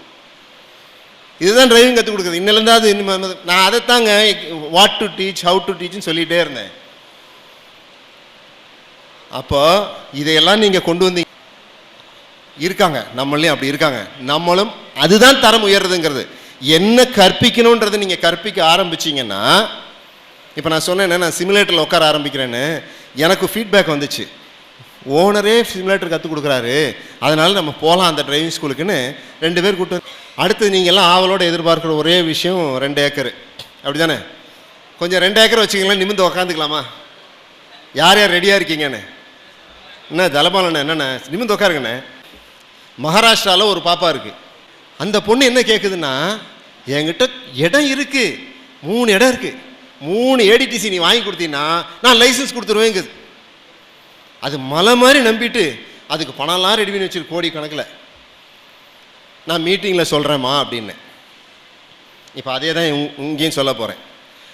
Ministry of transport highways and transport வந்து ஒரு அறிக்கை கொடுத்துருக்கு சார்.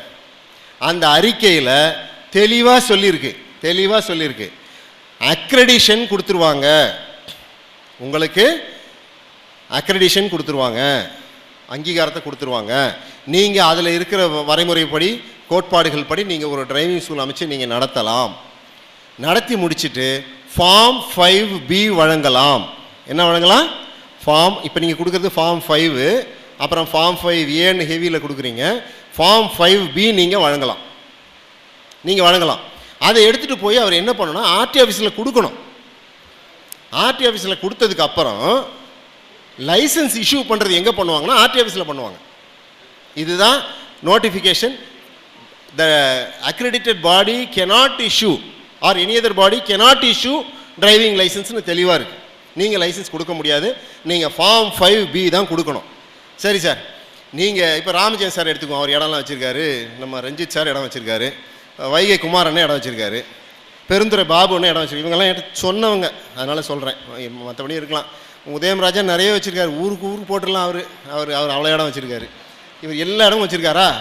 இப்போ இவரெல்லாம் டிரைவிங் ஸ்கூல் 1 கோடி ரூபாவில் போட்டாங்க சார். நல்லா கவனிக்கணும். இங்கே 1 கோடி 2 கோடி செலவு பண்ணி என்ன பண்ணீங்க? டிரைவிங் ஸ்கூலில் போட்டீங்க. 1 கோடி 2 கோடியில் நீங்கள் வாங்க போகிற ஃபீஸ் எவ்வளவு சார்? 5000 5100 வாங்குவீங்க. நீங்கள் குறைஞ்சபட்சம் உங்கள் எஸ்டாப்ளிஷ்மெண்ட்டுக்கு நீங்கள் வாங்க வேண்டிய ஃபீஸ் 30 முதல் 40,000 ரூபாய் வரை ஒரு நபருக்கு வாங்க வேண்டியிருக்கு. என்ன காரணம்னா வெப்கேம் ஆனில் இருக்கும். அந்த நபர் வர்றதுக்கு பயோமெட்ரிக்கு. இந்த பயோமெட்ரிக்கு எப்படி ஹேண்டில் பண்ணோன்னா அதுக்கு நம்மகிட்ட ஒருத்தர் இருக்கார், ஒரு துணை செயலாளர் இருக்கார். அவரை கேட்டிங்கன்னா அவர் பயோமெட்ரிக் எப்படி ஹேண்டில் பண்ணணும்னு சொல்லி தருவார். சிரிக்கிறாங்க இந்த பாலச்சந்தர் சார், ஏன்னா அவர் நிறைய பயோமெட்ரிக்லாம் அவர் வச்சுருக்காரு. அப்போது இவ்வளவும் பண்ணும்போது உங்கள் ஃபீஸ் மேலே ஏறுது.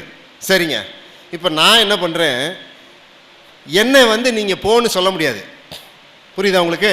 நீங்கள் ஃபார்ம் 5B கொடுக்குறீங்களா, நான் ஃபார்ம் 5 கொடுக்குறேன், கிழிச்சு கொடுக்குறேன். சரியா? அதே இன்ஸ்பெக்டர்கிட்ட, இன்ஸ்பெக்டர் அப்போ இருப்பார் சார், இன்ஸ்பெக்டர் இருப்பார். நான் டெஸ்ட்டுக்கு போகலாம், அவர் லைசன்ஸ் கொடுப்பாரு.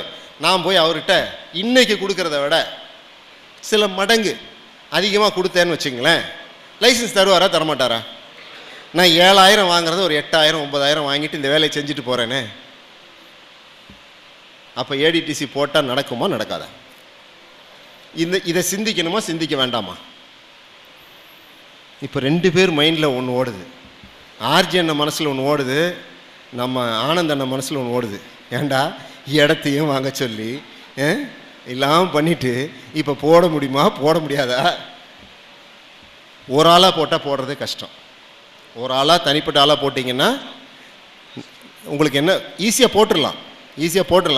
பட் உங்களுக்கு அதில் ஃபினான்ஷியலாக வர்ற இது வந்து கம்மியாகும்.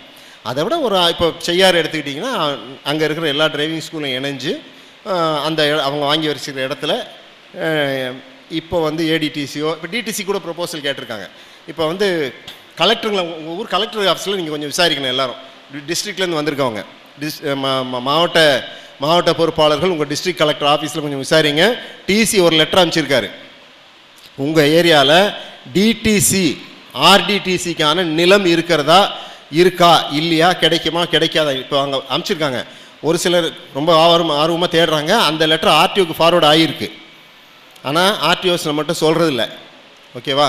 ஸோ நீங்கள் நடத்துறீங்களா அவங்க ஸ்கூலு அவங்களாம் கேட்குறாங்க. சரி, இப்போ நீங்கள் இந்த ஏடிடிசி வாங்குறீங்கன்னு வச்சுக்கோங்க, நீங்கள் இன்வெஸ்ட் பண்ணி வாங்குறீங்க. உங்கள் ஊரில் ஆர்ட்ஸ் காலேஜ் இன்ஜினியரிங் காலேஜெல்லாம் இருக்கா இல்லையா? இருக்கா? எல்லா இன்ஃப்ராஸ்ட்ரக்சரும் ஆல்ரெடி அங்கே இருக்கா? அவங்க போடுவாங்களா போட மாட்டாங்களா? அப்போ உங்ககிட்ட வருவாங்களா அங்கே போவாங்களா? சார் ஏற்கனவே ஐடிடிஆர் இருக்குது சார், ஊருக்கு ஐடிடிஆர், வாங்க ஒரு ட்ரிப்பு போகலாம். நான் டெல்லிக்கு போராட போனேன் கொஞ்சம் பேரோட. இங்கே டெல்லிக்கு வந்து போராட்டத்துக்கு வந்தவங்க எத்தனை பேர் இருக்கா? கொஞ்சம் கை தூங்களேன். ரைட். அப்புறம் நாங்கள் 2 பேர் போனோம், 2-3 ஐடிடிஆர் பார்த்தோம். சார் அங்கே ஒன்றுமே இல்லை சார், நயா பைசா வருமானம் இல்லை சார் ஐடிடிஆரில். நயா பைசா அது எப்படிங்க இயங்குது அப்படின்னா, சம்பளமே சிஎஸ்ஆர் ஃபண்டிலேருந்து தான் அவங்களுக்கு சம்பளமே வருது. நீங்கள் இப்போ 2 ஏக்கரை போட்டு சிஎஸ்ஆர் பண்ண போகிறீங்களா? கோயம்புத்தூரில் 2 இளைஞர் இருக்காங்க, கோயம்புத்தூரில் 2 இளைஞர் இருக்காங்க. உங்கள் ஸ்கூல்லேருந்து நம்ம இவர் தம்பி, உங்கள் ஸ்கூல்லேருந்து உங்கள் இடம் எவ்வளோ தூரம்? உங்கள் கிரவுண்ட் எவ்வளோ இடம்? 1.5 கிலோமீட்டரு. அவர் என்ன சொல்கிறாரு? முடியுங்கிறாரு. அவர் கிரவுண்டு வச்சு ட்ரைனிங் கொடுக்குறாரு. அவர் முடியுங்கிறார். ஆனால் நேர கட்டுப்பாடு உங்கள்கிட்ட கிடையாது. இத்தனை மணி நேரம் இப்போ தான் வரணும், அப்போ தான் வரணுன்ற கட்டுப்பாடு உங்கள்கிட்ட பயோமெட்ரிக்கு அதெல்லாம் கிடையாது. நீங்கள் அவர் நம்ம சாதாரண வெளியே பயிற்சி கொடுக்க அவர் உள்ளே பயிற்சி கொடுத்துக்குவார். ஆனால் அண்ணன் சொன்ன பாயிண்ட் வந்து பார்த்தீங்கன்னா, சென்னை, மதுரை, கோயம்புத்தூர் இந்த மாதிரியான மகாநகரங்களில் வந்து பார்த்தீங்கன்னா கண்டிப்பாக உள்ளுக்குள்ளே இடம் கிடைக்காது. அப்போது நம்ம கொஞ்சம் தொலைவாக போகும்போது நம்மக்கிட்ட ஆட்கள் வருவது குறையும். அப்போ திரும்பவும் இது கரப்ஷனை அதிகப்படுத்துவதற்கான ஒரு வழி தான் இந்த ஏடிடிசி செய்யும். சரி, இப்போ நீங்கள் சொல்கிறீங்க ஏடிடிசிக்கு அப்ளிகேஷன் கொடுத்தாச்சு அப்படின்னு. ஏடிடிசிக்கு அப்ளிகேஷன் கொடுத்தாலும் அதுக்கு பர்மிஷன் கொடுக்க வேண்டியது யார் அப்படின்னா, கட்கரி என்கிட்ட சொன்னது கடைசியாக பார்க்கும்போது அதான் சொன்னார். அரே பாய் இத்தனை பாத் கியூ கர்ற, ஏன் இவ்வளோ ஏண்டா பேசுகிற, நீ ஒரு கம்பெனி ஃபார்ம் பண்ணிட்டு வாடா, நான் உனக்கு லைசன்ஸ் கொடுக்குற பவர் தரேன்னாரு. நான் அதான் கேட்டேன், அது கொடுக்குற பவர் உங்ககிட்ட இருக்கா எங்கள் ஐயா கிட்ட இருக்கான்னு கேட்டேன். உங்கள் ஐயா தாண்டா கொடுக்கணும் அப்படின்னாரு. அது அப்புறம் நான் அங்கேயே பார்த்துப்பேனே அப்படின்னு. கட்கரி கடைசியாக சொன்னது இதுதான் என்கிட்ட, லாஸ்ட்டாக சொன்னது தான். நான் அங்கே தான் வாங்கணும்னா நான் அங்கே வாங்கிட்டு போயிடுவேன். நான் ஏன் வாங்கிட்டு வரேன்? நான் உன்னை கேட்குறது வேறு விஷயம், நீ கையை காட்டுறது வேறு விஷயம். சார், இன்னும் ஒரே ஒரு விஷயம் ஏடிடிசியை பற்றி சொல்லிடுறேன் சார். ரூல் 24 தான் நம்ம எல்லோரும் ஃபார்ம் லெவலில் இருக்கோம், கரெக்டாக? ரூல் 24 படி தான் நமக்கு கண்டிஷன்ஸ். இதே தான் சார். இப்போ நான் கோர்ட்டுக்கு கொடுத்ததை நான் இந்த மீட்டிங் முடிஞ்சதுக்கப்புறம் நான் வாட்ஸ்அப்பில் போடுறேன். இந்த ரூலையும் அந்த ரூலையும், இந்த சிலபஸையும் அந்த சிலபஸையும் கம்பேர் பண்ணி டேபிள் போட்டு நான் வச்சுருக்கேன் சார். ரெண்டுமே ஒன்றாவே இருக்குது சார். 2 ஏக்கர் நிலம்ங்கிறதும் பயோமெட்ரிக்குங்கிறதையும் தவிர எல்லாமே அப்படியே அச்சு அசல் அப்படியே ரெண்டுலேயும் இருக்குது. இதுக்கு எதுக்கு சார் நான் 2 ஏக்கருக்கு போனோம்? இதை கற்றுக் கொடுக்கறதுக்கு நான் எதுக்கு போனோம்? ஐஆர்டிக்கு போக சொன்னாங்க நம்மளை, ஞாபகம் இருக்கா? போனோம். போய் 1 வாரம் கோர்ஸ் போனோம் சார். 1 வாரம் கோர்ஸில் சிக்னல் சொல்லி கொடுத்தாங்க, ரோடு மார்க்கிங் சொல்லி கொடுத்தாங்க. நான் அப்போ கடைசியாக கேட்டேன், இதுக்கப்புறம் என்னன்னு கேட்டேன். இதுக்கப்புறம் ஒன்றும் இல்லை அப்படின்னாங்க. ஏன்னா இதைத்தான் நான் டெய்லி சொல்லி கொடுத்துட்டே இருக்கேனே, எங்கள் ஆள் தான் 30 வருஷமாக சொல்லி கொடுத்துட்ருக்கானே, திரும்ப இதை எனக்கு சொல்கிறதுக்கு நீ எதுக்காக கூப்பிட்டேன்னா அவன்கிட்ட பதில் இல்லை. சரியா? சரி, ஐடிடிஆர்னா என்னங்க? Institute for driver training and research. எந்த ஐடிடிஆரில் டிரைவிங் ரிசர்ச் கிடையாது, டிரைவர் ரிசர்ச் இது வரைக்கும் பண்ணியிருக்கீங்களா? ஐஐடியில் நடக்குது. அது அது வேறு பார்ட்டு. அவன் தூங்குறானா முழிச்சுட்டு இருக்கானா அதை கான்சன்ட்ரேட் பண்ணுறாங்க. டிரைவர் ரிசர்ச் எங்கேயாவது பண்ணியிருக்காங்களா? பண்ணலையே. பெரிய ஸ்கோப்புங்க அது. இதுதான் ரிசர்ச். இது நம்ம தான் சிறப்பாக செய்ய முடியும் சார். இதுக்கு நமக்கு ஏடிடிசி ஐடிடிஆர்லாம் தேவையா? சரி, இப்போ மாநில தலைமையினுடைய முடிவு என்ன அப்படின்னா, ஏடிடிசி அப்ளை பண்ணணும்னு நினைக்கிறாங்க, பண்ணிக்கோங்க. சக்ஸஸ் ஆகலைன்னா வருத்தப்படாதீங்க. சக்ஸஸ் ஆகலைன்னா நான் வேறு கம்பெனி மாதிரி ஆமாம் இண்டிவிஜுவலாக போட்டால் சொல்கிறேன். ஆனால் எல்லோரும் இண்டிவிஜுவலாக போட்டோம் தான் இருக்கீங்க. நான் வேறு கம்பெனி மாதிரி எல்லோரும் வாங்க, முதல்ல போடுங்க, மாதத்துக்கு 1 லட்சம் ரிட்டர்ன் வரும், தமிழ்நாட்டில் இருக்கிற லைசன்ஸ் எல்லாம் நான் தான் கொடுப்பேன் அப்படின்னு சொல்கிற மாநில தலைவர் நான் கிடையாதுங்க. சரியா? இது வரைக்கும் உங்ககிட்ட யார்கிட்டையும் ஒரு தம்படி கேஷாக இந்த செயலாளரோ தலைவரோ பொருளாளரோ ஒரு தம்படி வாங்கியிருந்தா நீங்கள் ப்ரூவ் பண்ண முடியுமா? ஒரு தம்படி கொடுத்தேன்னு. உங்கள் அன்பை கொடுத்துருக்கீங்க, உங்கள் அன்பை நிறைய கொடுத்துருக்கீங்க. சரி, கடைசியாக முடிக்கும்போது ஒன்று சொல்லி முடிக்கிறேன். விளம்பரம். இந்த விளம்பரம் என்ன தெரியுமா? அண்ணன் ஒரு நாள் சொன்னார், மறந்துட்டேன், உங்களை கேட்கணும்னு நினச்சேன். ஆனால் யாரோ ஒருத்தர் பேக்லாக் போட்டு பிரச்சனைக்கு அந்த அம்மா பேசி, ஒருத்தருக்கு ஒரு வேலை நடக்கல, அந்த அம்மா பேசுனாங்க, உடனே ஒரு வேலை நடந்துருச்சு, அந்த அம்மா பேசினதுக்கு வேலை, அது என்னமோ ஒரு பேக்லாக் விஷயம். பேக்லாக் அது மேட்ரு, பேக்லாக் ஏதோ ஒரு நபருக்கு, ஏதோ ஒரு டிரைவிங் ஸ்கூல் மெம்பருக்கு ஒரு சின்ன விஷயம் பேக்லாக் மாதிரி ஏதோ ஒன்று நடக்கலை, ஒரு ஆஃபீஸில் நடக்கலையாம். அதை கூப்பிட்டு அந்த தலைவர்கிட்ட சொன்ன உடனே, தலைவர் ஃபோன் பண்ண உடனே பேக்லாக் நடந்து போச்சான். இது அந்த வாட்ஸ்அப் குரூப்பில் போட்டு உங்கள் தலைவரால் இதை செய்ய முடியுமா அப்படின்னு கேட்டிருக்காங்க. என் கூட்டமைப்பினுடைய ஸ்டைலே வேறங்க. என் கூட்டமைப்பில் பகுதிக்கு சங்கம் இருக்கு, அதுக்கு தலைவர் இருக்கான்.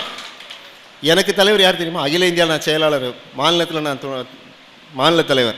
எனக்கு ஒரு தலைவர் இருக்கான் TN01 விக்னேஷ் டிரைவிங் ஸ்கூல் உரிமையாளர் திரு சுரேஷுங்கிறவர் தான் எனக்கு தலைவர். எனக்கு ஒரு மண்டல பொறுப்பாளர் இருக்கார். வேலை நடக்கலைன்னா நான் முதல்ல ஃபோன் அடிக்கிறது யாருக்கு அடிப்பேன்னா உதயம் ராஜா அடிப்பேன். என்ன ராஜா இப்படி ஒரு பிரச்சனை இருக்குது, என்னங்க சார் நான் கேட்டு சொல்கிறேன், பார்த்து சொல்கிறேன்னு.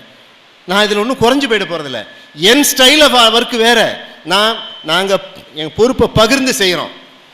அப்புறம் மாவட்ட பொறுப்பாளர் இருக்கார், மண்டல பொறுப்பாளர் இருக்கார், அதுக்கு மேலே தான் துணைத் தலைவர், துணை செயலாளருக்கு அப்புறம் தான் எல்லாத்துக்குமே மாநில தலைமை வரணுன்றது எங்கள் இதில் கிடையாதுங்க.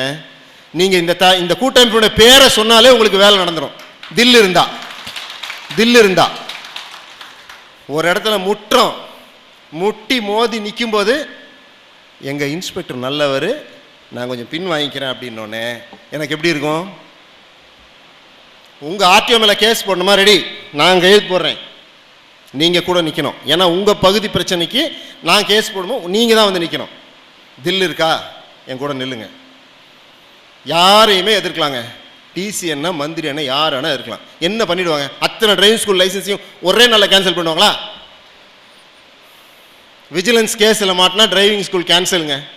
தெரியுமா உங்களுக்கு? விஜிலன்ஸ் கேஸில் விஜிலன்ஸ் ரெய்டு பண்ணும்போது உங்களை பணத்தோடு பிடிச்சிட்டாங்க. 1000 400லாம். இப்போ நம்ம இவங்க இருக்காங்க, நம்ம இங்கே திருவாரூர் மக்களுக்கு தெரியும். டிடிசி ஃபோன் பண்ணி கேட்குறாரு, கேன்சல் பண்ண சொல்லி டிசி சொல்லியிருக்காரு, நான் என்ன செய்யணும்னு. உடனே கேன்சல் பண்ணுங்க நான் டிரைவிங் ஸ்கூலை. யார் சொன்னது? ஒரு மாநில தலைமை டிடிசி சொல்லுது உடனே கேன்சல் பண்ணுங்க. அடுத்து அவருக்கு அடிக்கிறேன், கேன்சல் பண்ண ஆர்டரை வாங்கிட்டு வாங்க, நான் அடுத்த ஆர்டர் நான் போடுறேன்னு. அடுத்த கூட்டமைப்பு கொடுத்தது ஆர்டரு, போய் தரேங்க அப்படின்னு. இன்னைக்கு அந்த கேஸ் நம்ம கையில் இருக்கு. இன்னைக்கு அந்த கேஸு, அந்த ஜட்ஜ்மெண்ட் நம்ம கையில் இருக்கு. இதே வேற ஒரு அமைப்பில் இவங்களுக்கு முன்னாடி சஸ்பெண்ட் ஆனவங்க கடைசி நிமிஷத்தில் இவங்ககிட்ட நம்ம ரவி அண்ணங்கிட்ட கூட சொன்னாங்க, உங்கள் தலைவர்லாம் இங்கே வரமாட்டார் டிசிக்கு, வார் எங்கள் தலைவர் உட்காந்துருக்காரு, உள்ளே கூப்பிடும்போது தலைவருக்கு வரக்கூடாதுன்ட்டாங்க. நான் அந்த மாதிரி தலைவர் இல்லைங்க. நான் போனால் நான் உள்ளே போவேன். நான் பெரும்பாலும் டிசியை பார்க்கும்போது தனியாக தான் போவேன். இப்போ தான் ராஜாவெல்லாம் கூப்பிட்டு போகிறேன். பெரும்பாலும் நான் என்னுடைய இத்தனை வயசில் நான் எதுக்கெல்லாம் போகும்போது நான் தனியாக தான் போவேன். எனக்கு ஆள் பலம், எனக்கு ஒரு கூட்டம், எனக்கு ஒரு ஆக்டிவாக ஸ்கூட்டர் இருந்தால் நான் போயிடுவேன். ஹெல்மெட்டை போட்டு நான் பாட்டுக்கு ஓரமாக வச்சு நான் யாரை பார்க்குறேனோ பார்த்துட்டு என் வேலையை முடிச்சுட்டு நான் பாட்டு ஃபார்ம் 5 ஒரு நாள் இது ரெஃப்ரெஷர் வேலை செய்யலைன்னு நம்ம அண்ணன் வேலூர்லேருந்து அண்ணன் பேசினார். போனேன், வேலையை முடித்தேன். கீழே ஸ்கூட்டர் இருக்கிறதுக்குள்ள அண்ணன் பேசுகிறேன், அண்ணன் 2 போட்டேன்னாரு. முனீர் பாய் என்ன போட்டார்.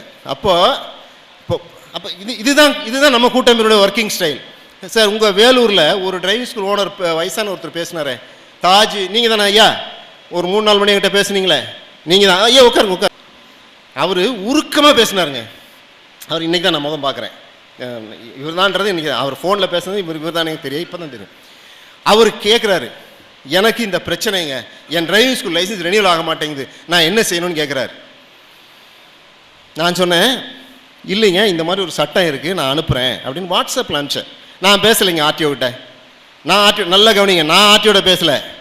நான் இந்த விஷயத்தை அனுப்புகிறேன், நான் கொடுத்தேன்னு என்னுடைய வாட்ஸ்அப் ஓப்பன் பண்ணால் என் ஃபோட்டோ வரும்ல, நீங்களாம் பார்த்துருப்பீங்களா, ப்ரொஃபைல் என் ஃபோட்டோ இருக்கும். இவன் கொடுத்தான்னு சொல்லி கொடு, வேலை நடக்கும். நடக்கலைன்னா அடுத்தது பார் அப்படின்னு கொடுத்தாரு. அவங்க ஆர்டிஓ எனக்கு ஃபோன் பண்ணார். யார்? ஆர்டிஓ மாநில தலைவர் ஃபோன் பண்ணுறாரு. இப்படி ஒன்று சொல்லியிருக்கீங்களே, இது கரெக்டா அப்படின்னாரு. ஆமாம் அப்படின்னு. அப்போ நான் ரிப்போர்ட்டை என்ன பண்ண முடியும்? எஸ் நோ டிக் பண்ணணுமேனாரு. நோ டிக் பண்ணுங்க, அதுக்கு பக்கத்தில் எக்ஸம்டட்னு எழுதுங்கன்னு. எழுதலாமா? எழுதுறதுக்கு தான் பேனான்னு. வெறும் கையெழுத்து போடுறதுக்கு பேனாலி, எழுதுறதுக்கு தான் பேனான்னு. கிடச்சிருச்சாங்கய்யா உங்களுக்கு? முடிஞ்சிச்சு இல்லையா? அவர் டேபிளில் இருக்கா? போட்டாரா? போட்டாச்சு. Very good. நன்றி நன்றி நன்றி. அவருக்கு அப்ரூவல் கொடுத்தாச்சுங்க. நான் இதெல்லாம் வாட்ஸ்அப்பில் போடுறது இல்லைங்க. எனக்கு விளம்பரம் தேவையில்லை, நம்ம வாழ்க்கை முறை தான் தேவை. இந்த கூட்டமைப்பு யாருக்கு வேலை செய்யுது அப்படின்னா, யாருக்கு வேலை செய்யுது? கடைசி ராஜானசன் ஒரு வண்டியை வச்சுக்கிட்டு அதில் குடும்பம் நான் அப்படி தான் நடத்திட்டு இருக்கேன். ஒரு வாட்ஸ்அப் இருக்கு, நான் இங்கே போட்டால் சில வார்த்தையெல்லாம் இங்கே போட முடியாது. ராஜான என்னை பேசுகிற வார்த்தையெல்லாம், நீ அதுவாரு, நீ இதுவாரு, நீ எதுவாக வேணா எரியா, உன் தலையில் ஃபெடரேஷன் வச்சுருக்கோம், 3 வருஷம் நீ வேலை செஞ்சே ஆகணும். எனக்கு இட்ட வேலைகள் நான் செய்கிறேன். ஆனால் சில இடங்களில் அதாவது சத்தமாக பேச வேண்டிய இடத்துல சத்தமாக பேசணும், கம்முன்னு இருக்க வேண்டிய இடத்துல கம்முன்னு இருக்கணும். இதுதான் ஒரு வெற்றிக்கான அழகு. கொஞ்சம் தள்ளி போகலாம் வெற்றி, ஆனால் அந்த வெற்றி எப்படி இருக்கணும்? நிரந்தரமான வெற்றியாக இருக்கணும். இப்போ கடைசியாக நம்ம அரசாங்கத்தை என்னென்ன கேட்டிருக்கோம் அப்படின்ற ஒரு 4-5 பாயிண்ட் மட்டும் இப்போ நிறைய இருக்குது.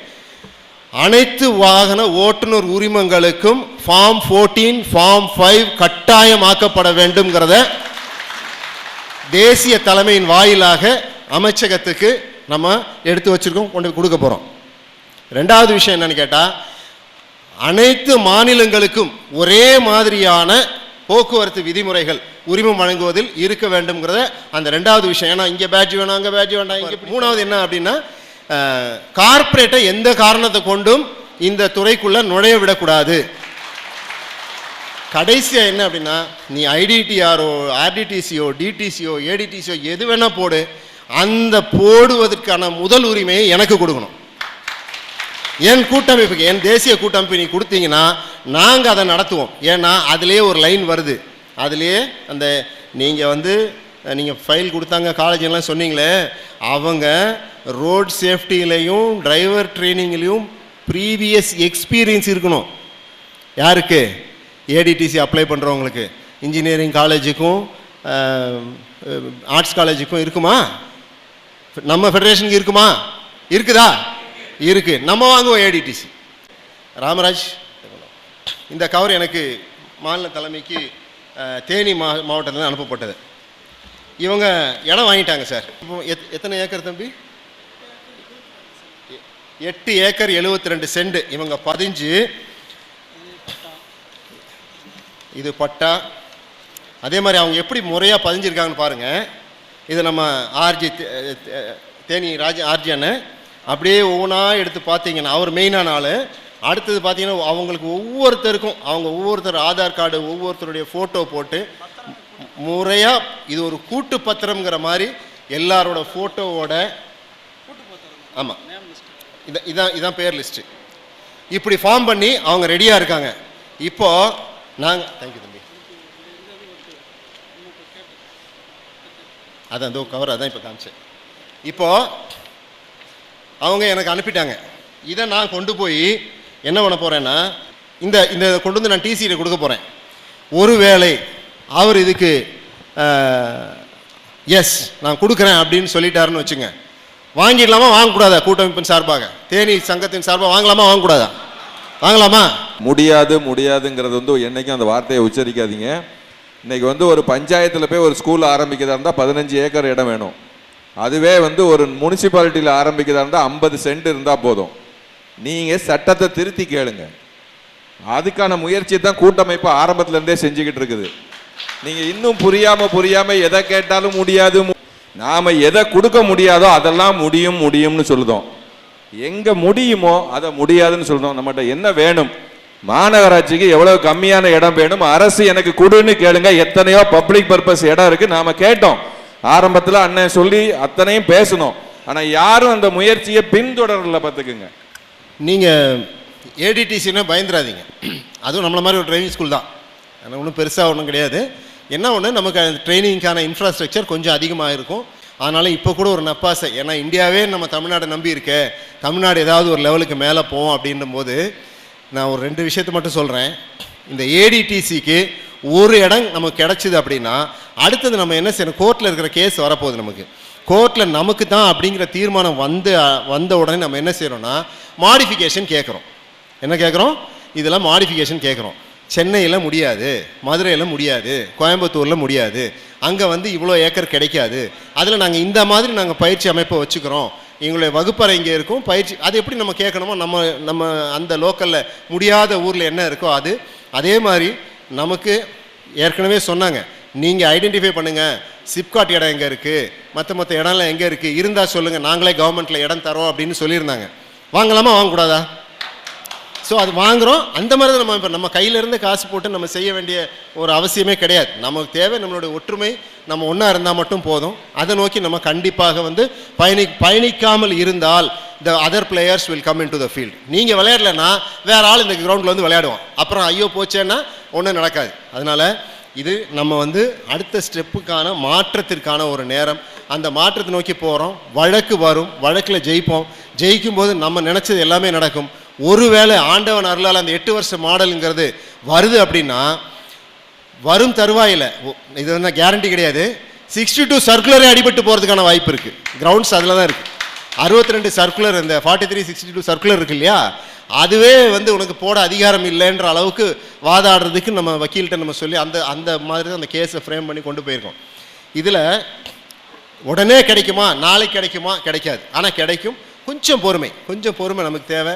அந்த பொறுமையோடு நாம் இருந்துட்டோம்னா இது நம்ம கண்டிப்பாக வந்து இதில் நம்ம இந்த பிரச்சனைகளில் ஜெயிச்சிடலாம். சரி, இந்த மீட்டிங் முடித்து நம்ம கொண்டு போகிற ஒரு மெசேஜ் என்ன அப்படின்னா, திரும்ப அந்த 2 மாநிலத்துக்கே நான் வரேன். மேடை கொஞ்சம் கவனிக்கணும். இது அவங்கள டிஸ்கஸ் பண்ணாமல் நானே கேட்குறது. ஒரு தேசிய பொதுச் செயலாளராக நான் பார்த்த 2 விஷயம்.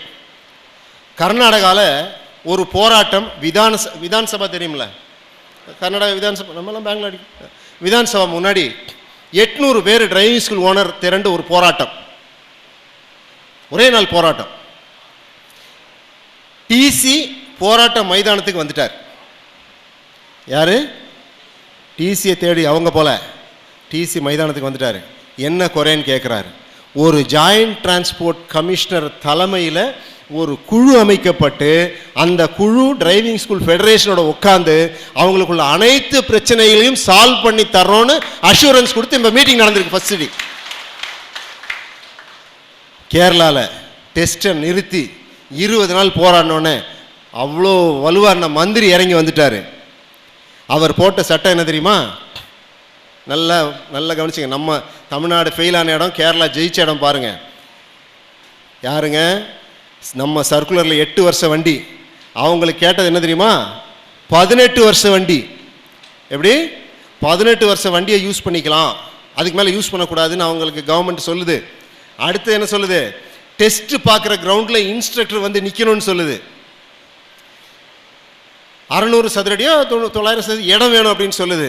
இவங்க போராடுறாங்க, கோர்ட்டுக்கு போனாங்க, கோர்ட்டில் சரியான நீதி கிடைக்கல, ரோட்டில் இறங்கி போராடினாங்க, ஒற்றுமையோடு போராடினாங்க. மினிஸ்டர் இறங்கி வந்தார். அவங்க வண்டிக்கு 22 வருஷம் அவங்களுக்கு பர்மிஷன் கிடைச்சிருக்கு. 22 வருஷம். இன்ஸ்ட்ரக்டர் ட்ரைனிங் கிரவுண்டுக்கு போக தேவையில்லை. என் இன்ஸ்ட்ரக்டருக்கு ட்ரைனிங் கொடுக்குறதா என் வேலை, அவன் கிரவுண்டில் வந்து இன்ஸ்பெக்டருக்கு பணிவிடை செய்கிறதா வேலை இல்லைன்னா கோர்ட்டே சொல்லிச்சு தேவையில்லைன்னு மினிஸ்டர் ஆர்டர் தேவையில்லை, சர்க்குலர் வந்துடுச்சு, நான் வேலை அனுப்புகிறேன் உங்களுக்கு. அவங்களுக்கு 22 வருஷம் கிடச்சிருக்குங்க. ஏன் கேரளாவில் இருக்கிற டிரைவிங் ஸ்கூல் ஓனருக்கும் கர்நாடகாவில் இருக்கிற டிரைவிங் ஸ்கூல் ஓனருக்கும் உள்ள தன்மானமும் உணர்ச்சியும் தமிழ்நாட்டில் இருக்கிற ஓட்டுநர் பயிற்சி பள்ளி உரிமைகளுக்கு இல்லாமல் போயிடுச்சா? என்ன பதிலே காணும்? போராட்டம் அது ஜனனி என்றைக்குமே இருக்காரு, அதில் மாற்றுக்கிறதே கிடையாது. இல்லை, நான் என்ன கேட்குறேன், நம்மளால் முடியாதா? மறுநாள் ஆர்டி ஆஃபீஸில் போனால் எல்லோரும் போட மாட்டாங்களா? 35 டிரைவிங் ஸ்கூல் இருக்கிற ஒரு காலகட்டத்தில் சங்கம் ஆரம்பிச்சுட்டு மறுநாள் ஒரு இன்ஸ்பெக்டர் சொல்கிறார் எங்கள் அப்பாட்ட, சங்கத்தை கலைச்சிரு, சங்கம்லாம் ஆரம்பிக்கக்கூடாது, நான் பார்த்துக்கிறேங்கிறாரு. 77 காலகட்டத்தில் ஃபார்ம் பண்ணியாச்சு சங்கம். டெஸ்ட்டுக்கு வண்டி லைனாக நிற்கணும் கமிஷன் ஆஃபீஸில். இன்ஸ்பெக்டர் ஒவ்வொரு வண்டியாக பார்ப்பார், மற்ற வண்டி பின்னாடியே போகணும். அதான் அப்போல்லாம் டெஸ்ட்டு. போகும்போது அவர் இன்ஸ்பெக்டர் கேட்குறார், நீ சங்கமா இல்லையா? ஐயா நான் சங்கம், உனக்கு எல்லாம் ஃபெயில். நீ? ஆமாம் நானும் சங்கம். நீ? ஐயா நான் சங்கத்தில் இல்லை, உனக்கு எல்லாம் பாஸ் அப்படின்னு போடுறாரு. 35-40 பேருக்குள்ளே அன்றைக்கி அப்படி இருந்திருக்கு. கடைசி வண்டி எங்கள் நைனா வண்டி, MSQ 2684 ஃபியட் கார். எங்கள் அப்பா ஜிப்பா போடுவார். என்ன பண்ணார், பேனாவை எடுத்து இந்த ஜிப்பாவுக்குள்ளே வச்சுக்கிட்டார்.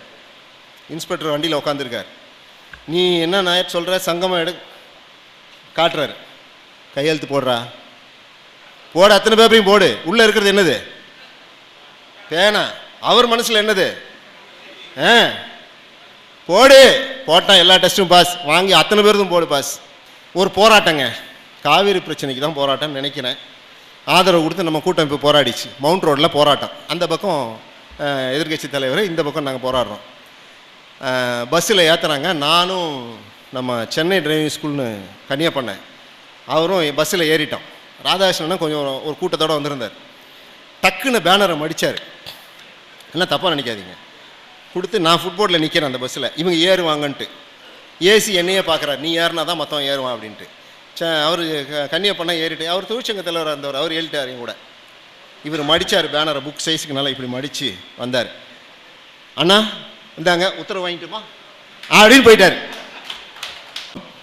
ஒரு போராட வேண்டிய ஒரு நிலைமைக்கு வந்தால் போராட்டத்துக்கு போகலாமா போகக்கூடாதா? நிற்பீங்களா நிற்க மாட்டீங்களா? அது இல்லாமல் ஜெயிக்க முடியாதுங்க. நான் இது மேடையினுடைய சம்மதம் இல்லாமல் நான் இந்த அகில இந்திய அளவில் பார்த்ததனுடைய விளைவு நான் உங்ககிட்ட சொல்கிறேன். இதுக்கு தயாராக இருங்க. ஏன் தெரியுமா?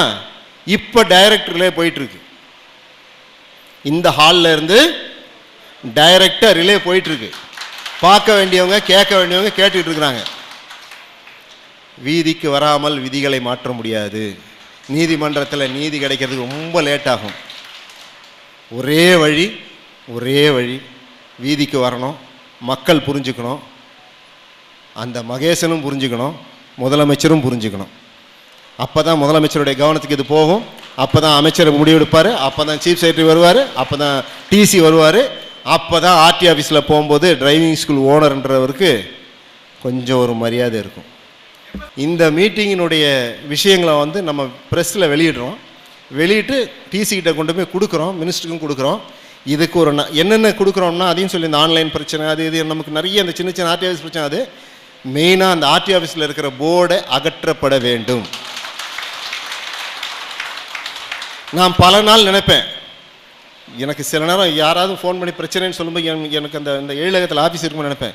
பேசாமல் போய் மெரினா பீச் ரோட்டில் படுத்துடலாமா, அந்த ஈவிஆர் சாலையில் படுத்துடலாமான்னு நினைப்பேன். யாரும் வேணாம், நம்ம போய் படுத்தணும், ஏற்றணும் ஏற்றி சாத்துட்டு போகிறேன், அப்போவாவது ஒரு வழி பிறக்குமான்னு அவ்வளோ எரிச்சல் எனக்கு.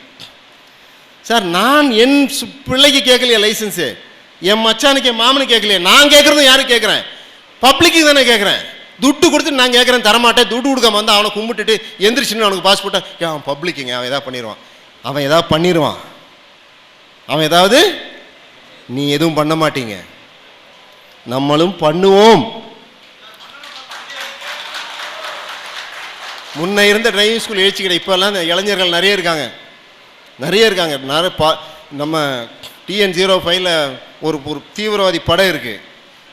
நம்ம ஜனனி வெங்கடேசன் மாதிரி ஒரு நம்ம சந்தோஷ்னு ஒரு தம்பி இருக்காப்புல. இவங்கெல்லாம் அப்படியே அவர் ஆள் பார்க்க தான் கூப்பிட்டேன். ஜெனிதா அண்ணா வரலையா? எங்க? பாருங்க அண்ணா, ஏன் நில்லுங்கண்ணே. இப்போ அண்ணா ஏன் நில்லுங்கண்ணே, கொஞ்சம் ஒரு 2 நிமிஷம் நில்லுங்கண்ணே. இப்போ போராட சொல்லுங்க. இப்போ ரெடிங்க. அவங்க ஆஃபீஸில் விஜிலன்ஸ் ரெய்டு நடக்குது. வெங்கடேசனும் ஐயாவும் போகிறாங்க, கதவை தட்டுறாங்க. டிஎஸ்பி கேட்குறாரு, என்ன வேணும்? நான் சங்க தலைவர் வந்திருக்கேன், செயலாளர் அந்த கதை தரேன் அப்படின்னாரு. எங்கள் ஆளுங்களை வெளியே விடு. நீ யாராக இருந்துட்டு போயா, வெளியே விடா. பேசாமல் வெளியே விட்டாங்க. அவங்க இன்றைக்கும் ஸ்கூல் தான் வச்சுருக்காங்க, இன்றைக்கும் நம்மளோட தான் இருக்காங்க. ஒரே ஒரு வார்த்தை அந்த மாதிரி ஆள் நம்மளோட இருக்காங்க. நம்ம என்ன செய்யணும்?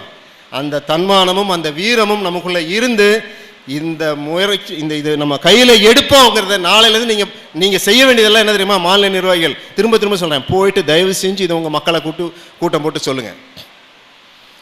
இன்ஸ்பெக்டர் கூப்பிட்டு கேட்பார், இப்படியெல்லாம் பேசுனீங்களான்னு கேட்பார். ஆமாம் பேசணும்னு சொல்லுங்கள். அவர் அதுக்கு மேலே பேசுனாருன்னா ஃபோனை போட்டு எங்கிட்டயோ செயலாளர்கிட்டே கொடுங்க, ஏன் பேசுனேன்னு அவருக்கு விளக்கம் கொடுக்குறோம். இல்லை அவருக்கு தனியாக ஒரு ஆர்டர் வாங்கி கொடுக்கணுமா, ஆர்டர் வாங்கி கொடுப்போம். இல்லை அவருக்கு ஆர்டிஐயில் கேட்கணுமா, அவர் ஆர்டிஐயில் கேட்போம். இந்த பேனா எதை வேணால் எழுதும், நல்லதையும் எழுதும், கெட்டதையும் எழுதும்.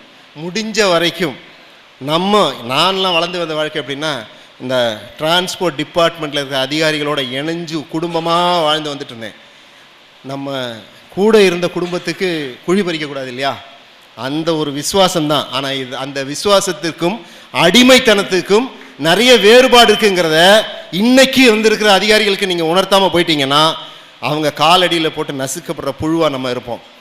இந்த மாநில தலைமை இன்னைக்கு முடிவெடுங்க, அடுத்த கட்டத்துக்கு போகிறோமா? முன்னேற்றத்துக்கு ஒரு பக்கம், போராட்டத்துக்கு ஒரு பக்கம்.